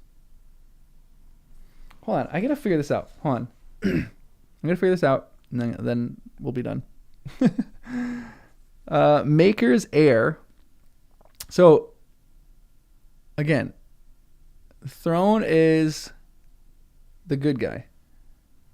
Darren the good. Maker's heir. Darren, he's named after the king. They call him Darren. So the king has two sons. These are Maker's kids. Okay. These are Prince Maker's sons.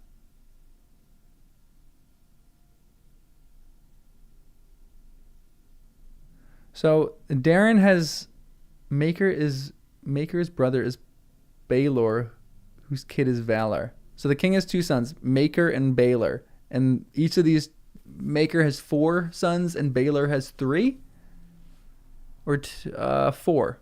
Does he have 4? Didn't he say 2 got lost at the river?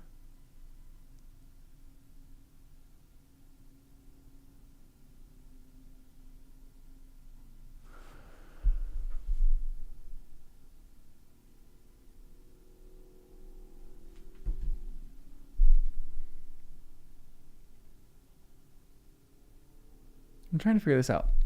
Next stream I need to change the latency of this.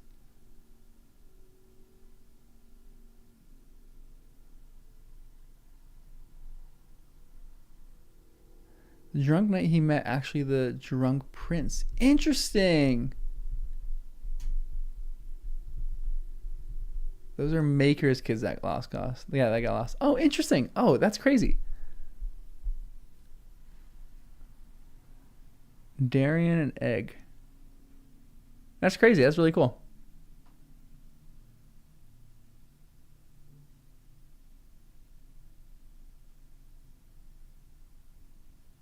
Huh.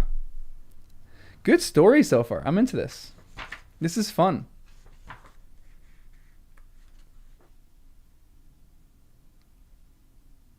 Yeah, Yeah, there's a good story here. I like this actually. This is really really enjoyable. All right, I don't know when I might be able to do the rest tomorrow. I don't know when tomorrow. Probably it would probably be like tomorrow night potentially, but I might do the rest of this tomorrow. The rest of this first short story, the Hedge Knight. But I kind of like it so far. I almost want to read the first story and then just like read it again and catch all the things that I missed. See you later, June. Thanks for joining. But I'm gonna end the stream too. This was a fun first read. I think reading Game of Thrones is gonna be fun. It's a little different from Tolkien, maybe a little less deep. I'm curious what Game of Thrones will be like. So we'll see when we get there. Yeah, they're nice. They're just like chill. They're enjoyable. Yeah, I think there's like an hour and a half left of reading. So I'll probably do that sometime tomorrow, I'm guessing. If I have time, we'll see. We'll see. Game of Thrones is different from this. It's all right. I would like a little bit more like Tolkien, like. I think that's what Game of Thrones is going to be like. A mix between this and like Tolkien. All right, I'm going to go get some water because my throat is dying right now. I should have brought some water so I can drink some water while I read for 3 hours. But I was dumb and didn't. So, guys, have a great weekend. I'll probably see you guys tomorrow because I probably will finish this tomorrow sometime because it's intriguing. I'm into it. Yeah, I'm pumped for some of the character analysis that I can do in A Song of Ice and Fire. I'm probably gonna just do one little character analysis. I may make a quick video about why I like him and the whole animal trope. You have to be kind to animals. That seems like an easy video to make, a little easy essay to write. But that's all I got for you guys today. I'll see you guys maybe tomorrow if you guys jump on tomorrow. I don't know what time, but I'll let you guys know in the Discord. And if you don't watch live, you can just always watch a VOD, watch a rerun. Cecilia, Blues, Nemo, June. I'll see you guys later. Lana, if you're still here. Anyone else who's still here. I'll see you guys in the next one. Bye. I don't have an end screen. I need to get like an end screen and a start screen for this. And Ryan needs to make me some music. Later, guys. Bye-bye.